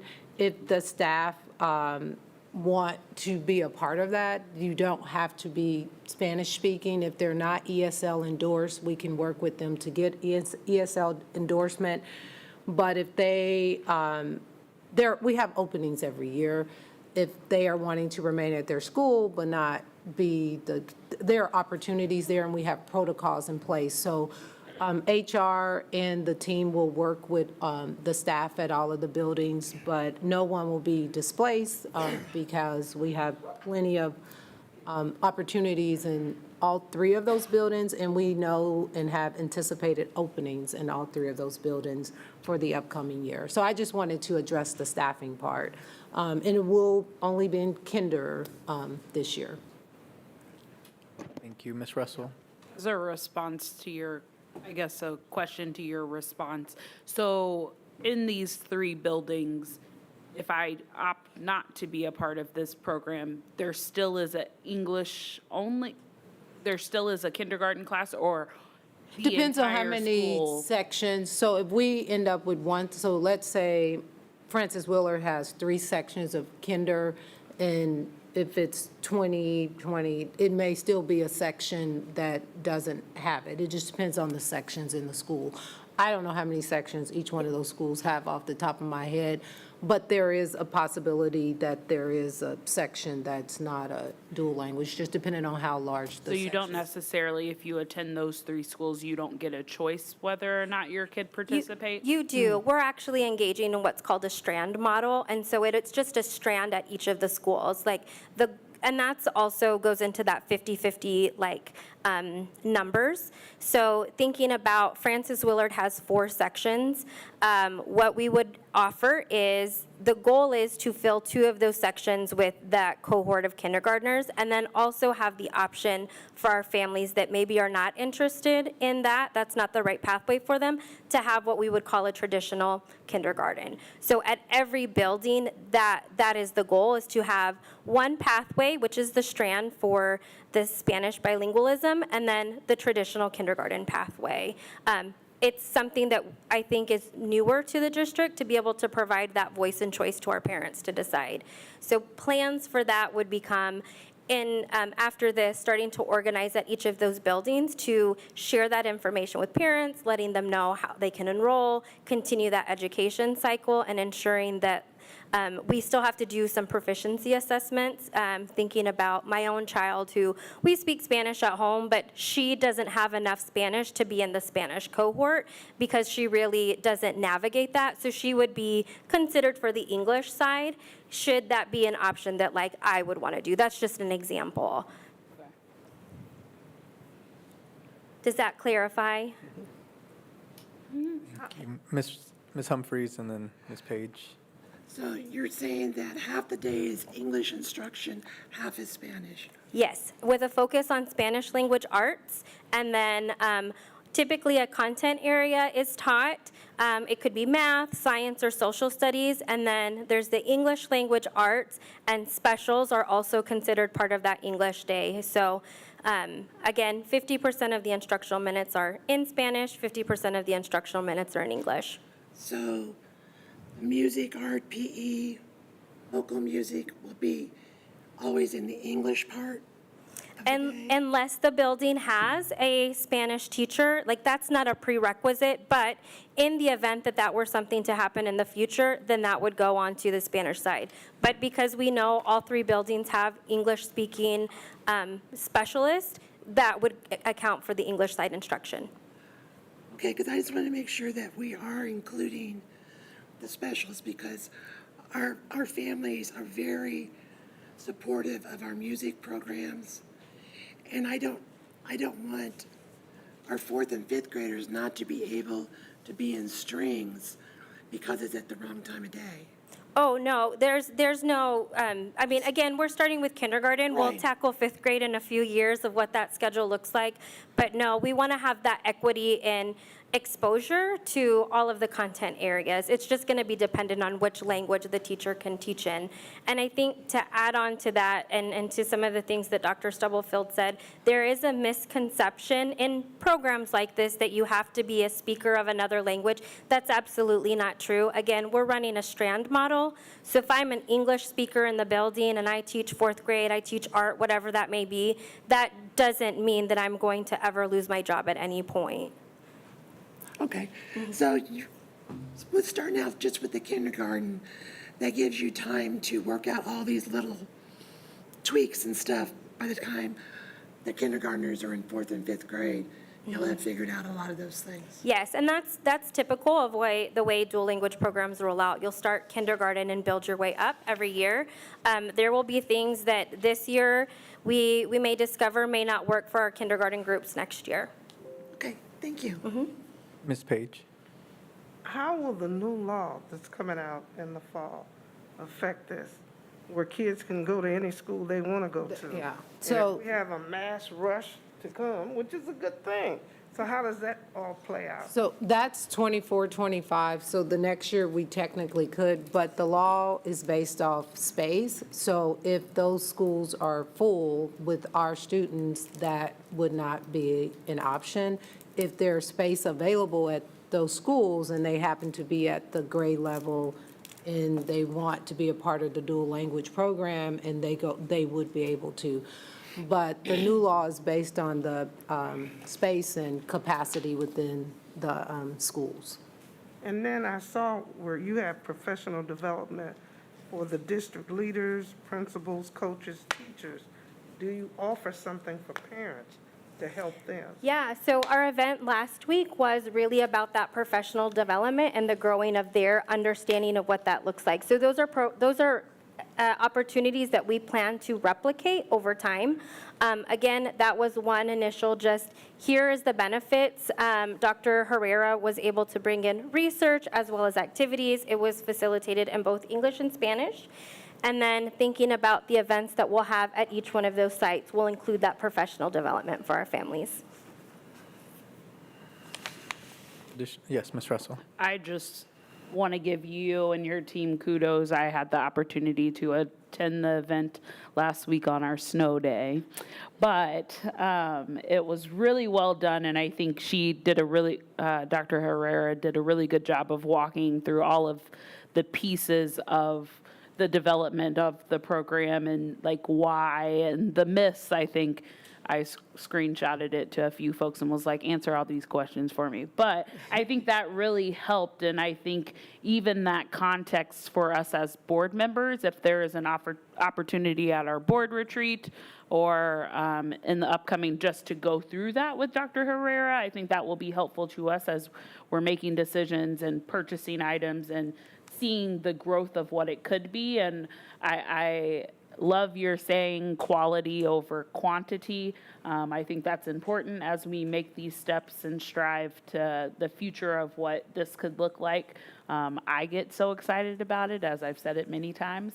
But really, kudos to you and your team, and even all your beautiful artwork that's on the walls here today, representative of our district, but also the cultures that we have. So thank you. Yeah, thank you. And we're happy to facilitate whatever is needed.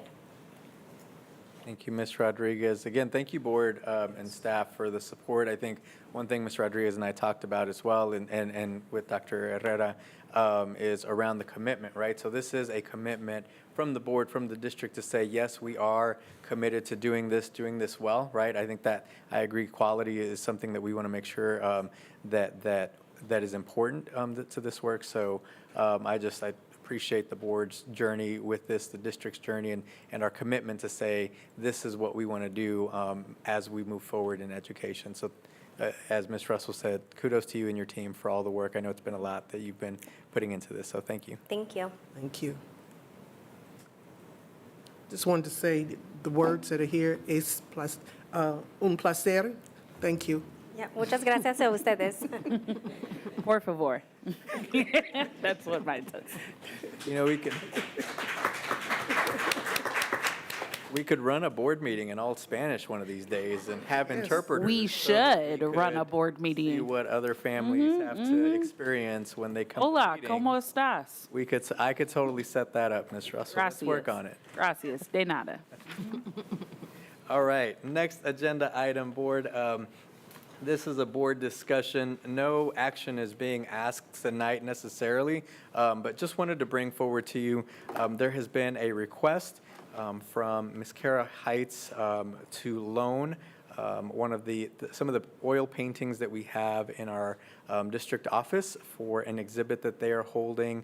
I want to make sure I have this correct. I think it's at Kansas State University, and so they are asking for us to loan them this painting for the period that's being requested is July 2023 through May 2024. So again, just wanted to bring that to the board. Dr. Stubblefield received the request and appropriately said, hey, this is a board discussion and a board decision that we should make on whether we want to make this loan or not. So I'd open the floor. I think there's some information in your board agenda around the request and what's being asked of us, and would just open the floor for any questions, thoughts, comments. Again, no decision has to be made tonight. If we need to sit with this a little bit more, if there are some questions that we might have, absolutely, we can follow up and have further discussion. No questions. Is there anyone here, I don't know, Mr. Goheen, you've been here a while. I don't know if you would know. Have we ever done something like this before in the past? To my knowledge, no. No, we have not. My recollection about 10 years ago that there was there may have been a request for one of the pieces of art to be displayed. If I can't remember exactly if it was over at the Art Institute or something, but that was like a one-off event. It wasn't for an extended period of time. And I think at the time, the decision was made not to move it and to leave it in place here. But that's been over 10 years ago. I think that was around the time that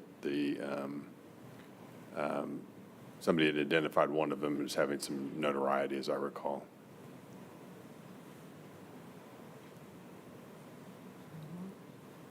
Thank you, Ms. Page. Mr. Goheen, additional questions or thoughts?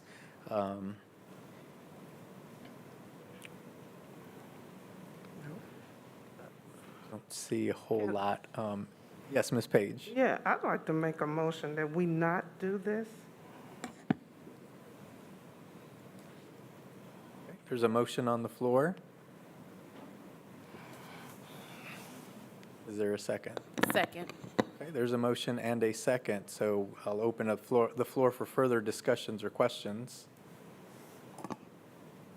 I guess I just don't understand why I just, and I'm not questioning the motion, I just want to understand, it looks like there's insurance coverage there, it doesn't cause a immediate disruption to any of our buildings, so I'm just looking to understand why I wouldn't loan it. I guess I'm just, yeah. I actually agree with Ms. Russell. I wanted to get the motion moving so we could get to this portion, but I don't know. I mean, it seems like a good partnership to be able to say we partner with you. We've been encouraging community partners, so I also have some of the same questions. Like, what's the downside? Because I can see the positives. Without going into monetary things, that's my concern. And then again, certain things we can't say, but with the insurance and the monetary value of some of these things, yeah, we want to encourage partnership, but I just have a limit on, for me. Yeah. Additional comments or questions? I just want to say thank you, Ms. Page, for sharing. I understand where you're coming from, and I appreciate you just sharing that a little bit, so thank you. Yeah, definitely valid concern, valid, thoughts around just the risks and why, we should consider doing this or consider not loaning the painting. So I think all opinions. And so we wanted to just make sure that we had an opportunity to discuss on whether collectively we wanted to move forward. So any other thoughts? There is a motion on the table. We weren't necessarily asking for any action until the next board meeting, but I do respect that there is a motion currently. Ms. Page, you had your hand up. I'm sorry. I just wanted to say, I don't think we should belabor this. We got bigger fish to fry, and we got a lot we need to deal with. That's my concern. Just don't drag it out. They're asking, Ms. Humphries asked for a clarification on how long they wanted, July 23 to May of 24. Some 1 year. About a little less than a year, yeah. Usually when art is loaned out from one institution to another, one of them has insurance and stuff to cover that. Well, we have insurance and they would also Right. insure it if they are doing it. That's traditionally what occurs. I personally think it is a good idea to show cooperation with their exhibit, because we may in the future want something to come here so our kids can see it in person. And it shows what good things we have here. So when the vote comes, I'll be voting to loan it. So I'll have to be careful how I say yes or no. Thank you. Additional thoughts? Well, I'd like to ask Mr. Goheen, what would be your suggestion? Well, it truly is a board decision. You guys are curators of the property of the district, and as a board, you can decide how to take care of the property of the district. You're the custodians of it, and you do have an obligation to protect the interests of that property. If you decide you're going to loan out property of the district, I think it's incumbent on this board to make sure that you take care of the financial responsibility for that, whether that's through insurance or other guarantees from the entity that you are loaning the property out to make sure it's taken care of safely in transport during the exhibits, all those types of things. But the actual decision of how to display property of the district and where and in what context, that's the board's decision. And you guys need to make that decision based upon what you think is important in terms of presenting those pieces of art or other property of the district to the public. So I don't have a decision or guidance on whether you should specifically do it or not. If you're going to do it, I think it's very important that you take all appropriate steps to make sure you're protecting the interest. Yes, Dr. Nguyen. Thank you. Are we responsible for transporting and all that? My recommendation would be if you're going to do it, that you not be responsible for that, that be part of the contractual obligation, and that it be covered by insurance and other appropriate guarantees as if transportation is provided. I don't think I'd want to be the one transporting it. Is that spelled out in the correspondence? Yeah, so to my recollection, they would cover an up-to-date appraisal, insurance, and transportation, and all of the other things that comes with loaning art. I didn't read it tonight, but I remember high level them saying that. But we could confirm it, but I believe that's what's in there, that they would cover. Typically, when somebody is asking to borrow it, that's what they do, and I believe that's what they said they would do. Procedures. Well, it probably should be verified. I don't question your memory. And secondly, do we have a policy on loaning on property? You don't have a policy per se on loaning property, but you do have a policy on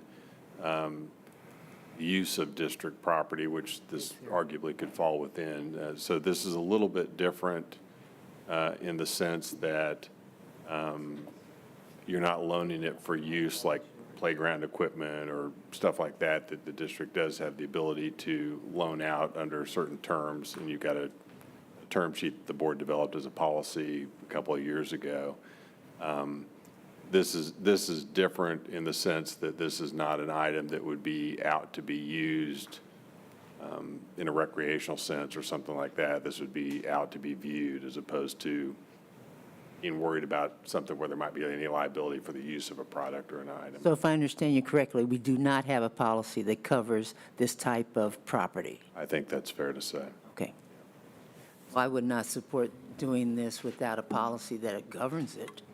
Thank you, Dr. And that with time, I think we have time to develop a policy. Sure. You've got time if you want that to be done. Right. Yeah, and so I think similar to Dr. Nguyen's question, or the first question, just, I'm not a curator of art, and I'm not going to pretend to be an expert in that, so I don't know what the appropriate guidelines and requests that we should have of the person making the request or where they're going to house or how they're going to transport it. So I think, before I would be comfortable in making that decision, I think having that conversation and asking or following up with somebody who might be an expert in this process and saying, hey, what should we be doing? What should we make sure that is in a contract or an MOU or whatever that language is, to make sure that everything is covered if the board were to say yes, or that would be my request, is to get a little bit more information from somebody who knows what they're talking about in this. No, that would probably be somebody from the Nelson or someplace along those lines that might actually know what they're talking about in terms of how to take care of a piece of art. It would be my opinion. But you would be looking at the agreement. Yeah, no, I would look at the agreement and that part of it, but if you're wanting to know specifically what should be included in something, I suggest we talk to somebody at one of the art museums that might actually know what they're doing. And then should we not also develop a policy? Yeah. Right. That might come before, we can do them both, do the research, but also set up the policy. Because this is the first time this has come up. Right. And we need to make sure we cover ourselves, and without going into all the other little details. Yeah, I agree. And so I think, Ms. Page, I completely agree that we've got some time. So my question to Dr. Stubblefield, they didn't need to know tonight or by the end of the month, or was there a deadline of when they need to know? They did not need to know tonight. When it came to my desk, I just said it's not my decision, it's a board decision, and then we added it. I did find in one of the correspondence that says they provide wall-to-wall insurance for exhibition loans and will use artworks of Kansas City to package and pick up the district's painting if the loan is approved. So I think if the board is going to talk to curators of art to see if the board moves forward with it, what they should be asking for. I think they just wanted to know, to have the board to at least take it up in discussion so that they will know how to plan. But no, I don't think there needs to be an answer tonight. So I can see the pros and the challenges on this. I think several of you board members said the same thing. So Ms. Page, I know you had made a motion to not loan the painting, and I think there are some things that we still need to work through, including a policy, but I would be inclined to maybe just ask if you would be okay with amending your motion, A substitute motion. I will make a substitute motion that we table this item for, Not table. Oh, a date. You want to say a date? what's the March meeting date? March 28th. I would make a motion that we table this until March 28th. Second? But will that give us enough time to do a policy and to find the information out? Is that adequate enough time? So my You have to have thought a is second that on before the, you have discussion. Yeah, is there a second? Second. There's a second. So the question is, does that give us enough time? Ms. Russell, you were saying? my thought was just on the 28th, we can continue the discussion, and if there's information available, it can be available. And then if there's a policy, we can decide at that time if the policy is the direction we want to go. That way, I know that, I'm not a curator of art either, but I know that there is time that's needed to like get the exhibit ready. And so I don't want this to drop by not having a date. But also, if we know on the 28th we're not going to do it, we can just make Then a you can decision. vote no. Yeah. Okay. So there's a motion to table until March 28th, and it's been seconded. There was some conversation. I do think that gives us time to develop a policy, have conversation in the meetings prior to, and then at that time, potentially make a decision or not. But with that, I Probably will- should specifically direct Mr. Goheen to draft the policy and also to contact Nelson Art Gallery for specifics. I mean, if you want to be successful by the 28th, then you just don't leave it out there floating, in my opinion. Perfect. You got those instructions, Mr. Goheen? That's the will of the board. Yeah, but thank you. Thank you. Okay, additional comments or thoughts? Would it help if Dr. Stubblefield had Jody Lynn, our arts coordinator, reach out to her contacts over at the Nelson? Yeah, I think Mr. Goheen could have the disposal of our experts on staff and/or others, such as Okay. folks at the Nelson, or to make sure that we're covering ourselves appropriately if that's the direction the board wanted. You want it high level. You don't, I mean, no offense to Ms. Lynn, but you want high level. Yeah, she has connections with the museum. You want high level. This is strictly The legal. lawyer. All right, so motion to table is on the floor.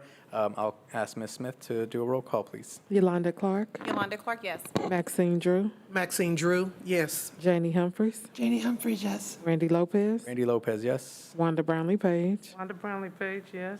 Rachel Russell, Rachel Russell, yes. Dr. Nguyen. Dr. Nguyen, yes. Thank you. Carries, thank you. Next agenda item under board policy, item A up tonight is to accept for second read proposed changes to policies IDAB. Mr. Goheen, I'm going to pass this along to you. Was that the only policy that we have up for second read today?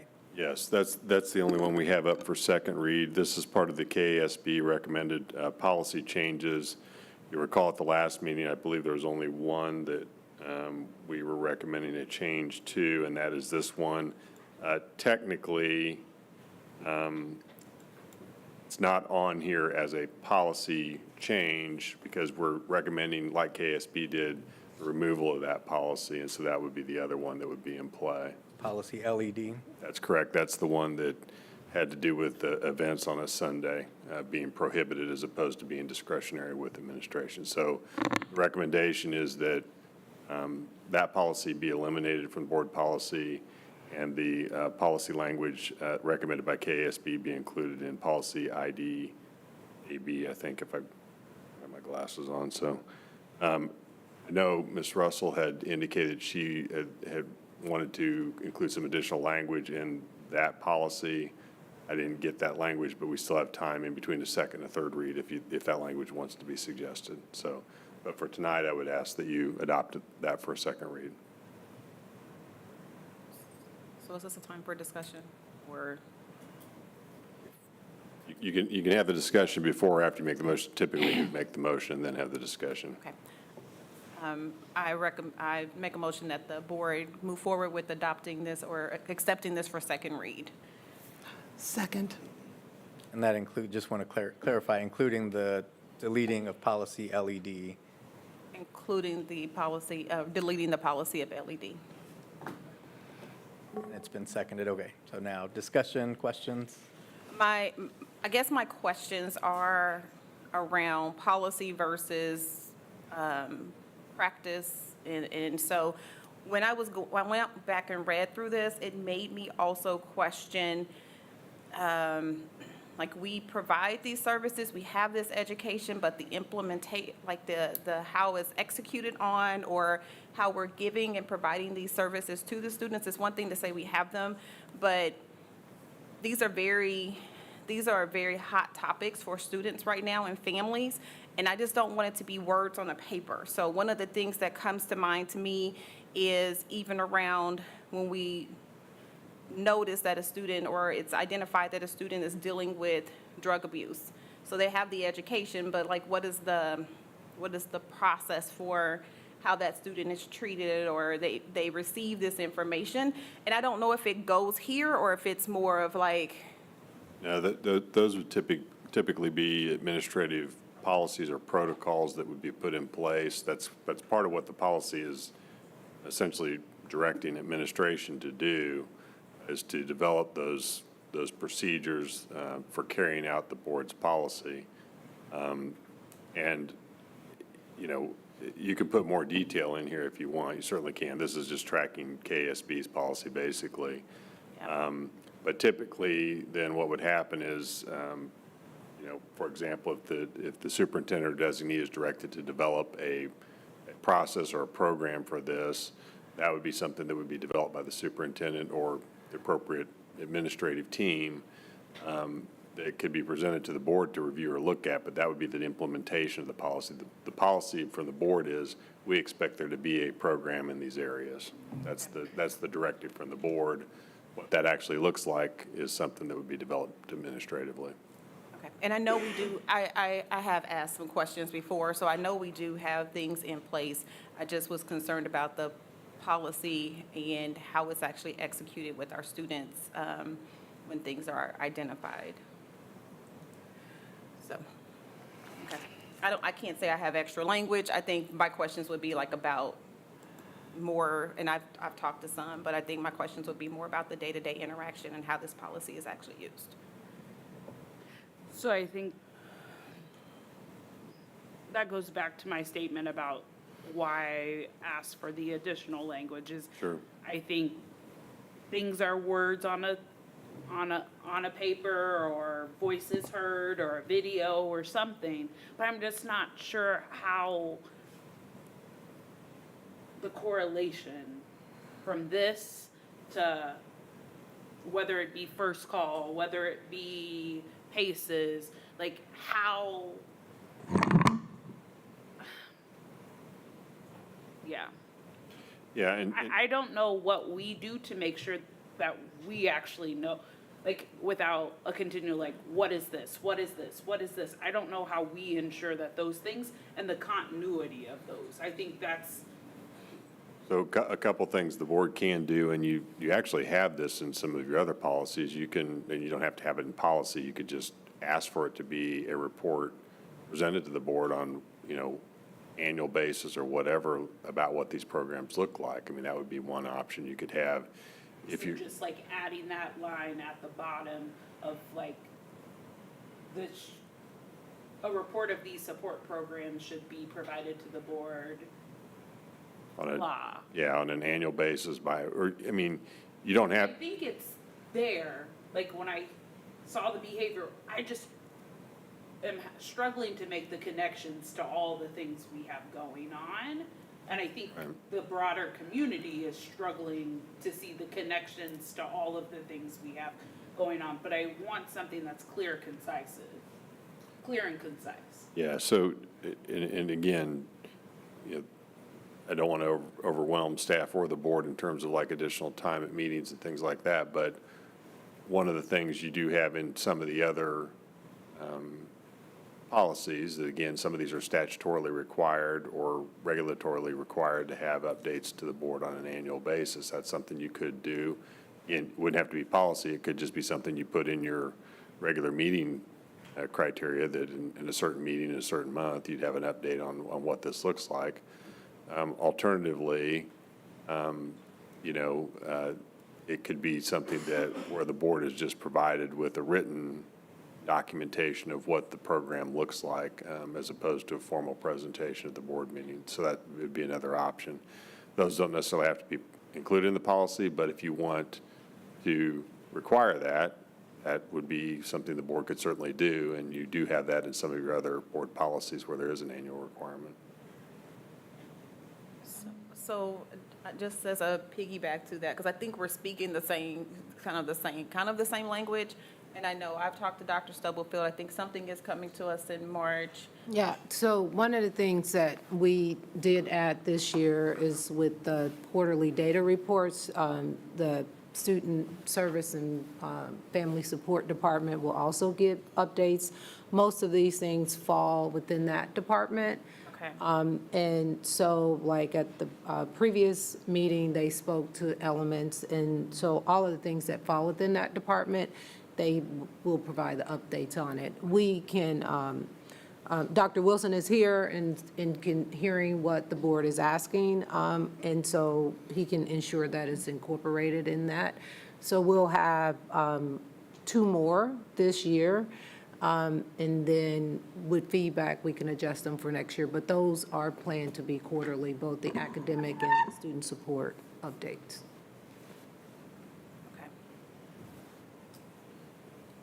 Any additional questions or thoughts?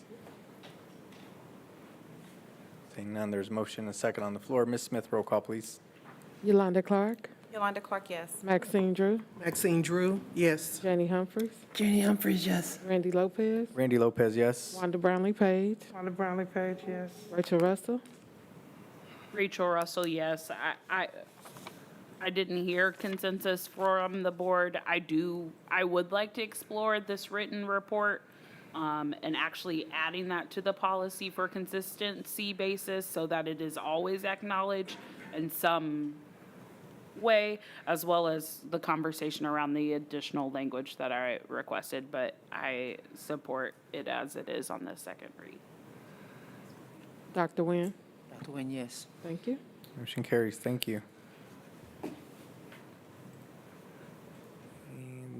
next item is to accept for a 4th read proposed changes to policy IHF. Mr. Goheen?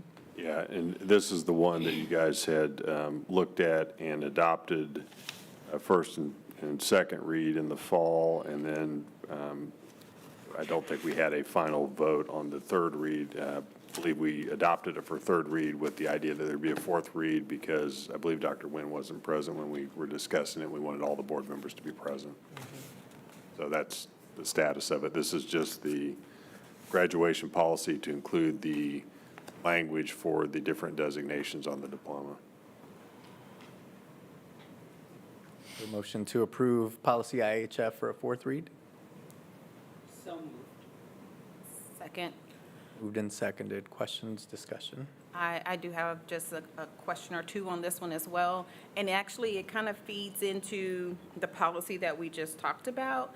And my questions around really the last few words on here when it says other hardship conditions. And when we think about what our students are going through, the amount of, and I'm not saying that they don't need their credits, I just want to make sure we put all of that in perspective. Who makes the decision on what a hardship condition is and where that exception actually comes from? It, pretty much the superintendent. Okay.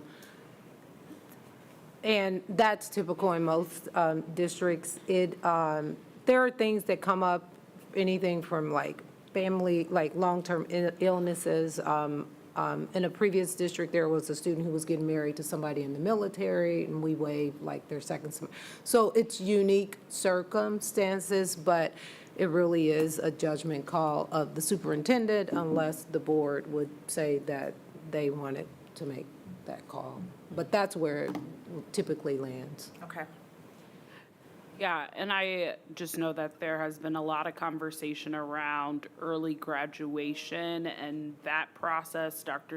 I just publicly want to say Dr. Stubblefield and I have talked about that process and how we can clean that process up, and even the appeal process if you are denied early graduation.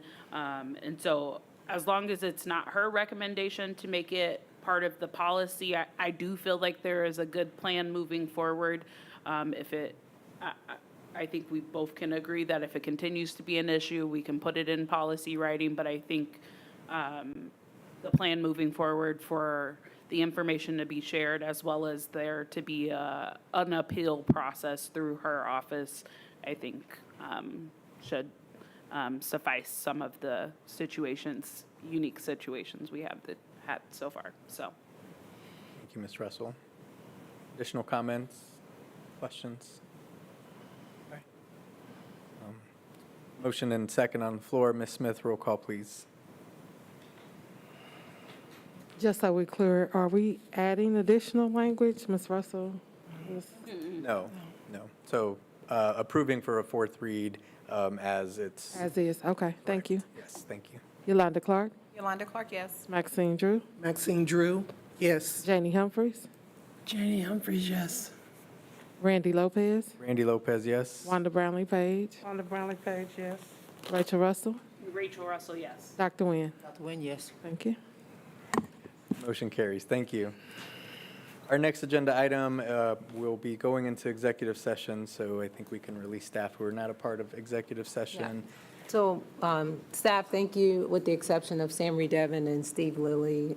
Everyone is released. Thank you, everyone, and have a great night and a great rest of your week. Enjoy your day off tomorrow. Would entertain a motion for the board to recess to executive session to discuss matters of non-elected personnel in order to protect the privacy interests of parties involved under the Kansas Open Meetings Act, going in at 7:48 for 20 minutes. So moved. Second, Moved and seconded. Questions? Ms. Smith, roll call. Yolanda Clark, Yolanda Clark, yes. Maxine Drew, Maxine Drew, yes. Janie Humphries, Janie, yes. Randy Lopez, Randy, yes. Wanda Brownlee Page, On the Brownlee page, yes. Rachel Russell, Rachel Russell, yes, sorry. Dr. Nguyen. Nguyen, yes. Thank you.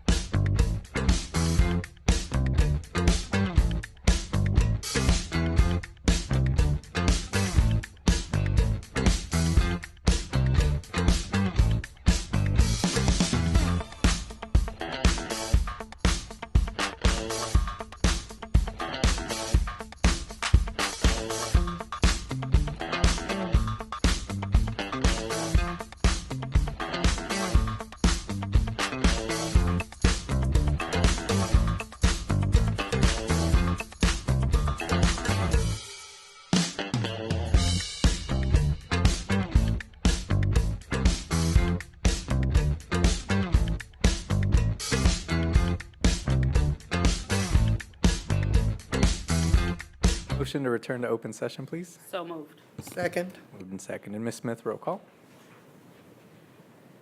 Miss Yolanda Clark, Yolanda Clark, yes. Maxine Drew, Maxine Drew, yes. Randy Lopez, Randy Lopez, yes. Rachel Russell. Rachel Russell, yes. Thank you. Thank you. Motion to extend executive session for 10 minutes going in at 8:13. So moved. Second. Ms. Smith? Yolanda Clark, Yolanda Clark, yes. Maxine Drew, Maxine Drew, yes. Randy Lopez, Randy Lopez, yes. Rachel Russell. Rachel Russell, yes. Thank you. Thank you.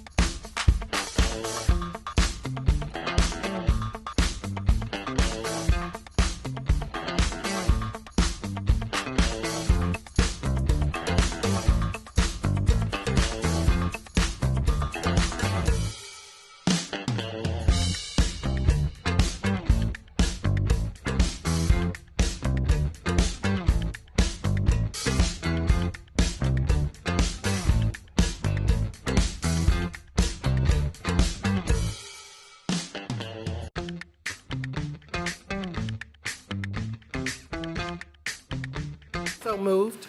Second. Ms. Smith?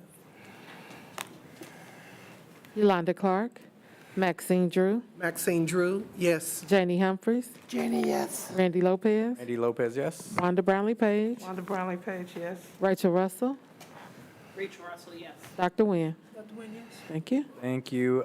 Thank you, board. Thank you, staff, for a great meeting, great discussions. Everyone, be safe tomorrow. Enjoy the day off, and be safe if you are out in weather. Have a great night. This meeting's adjourned. Thank you. Dr. Stubblefield, have a good trip. Thank you.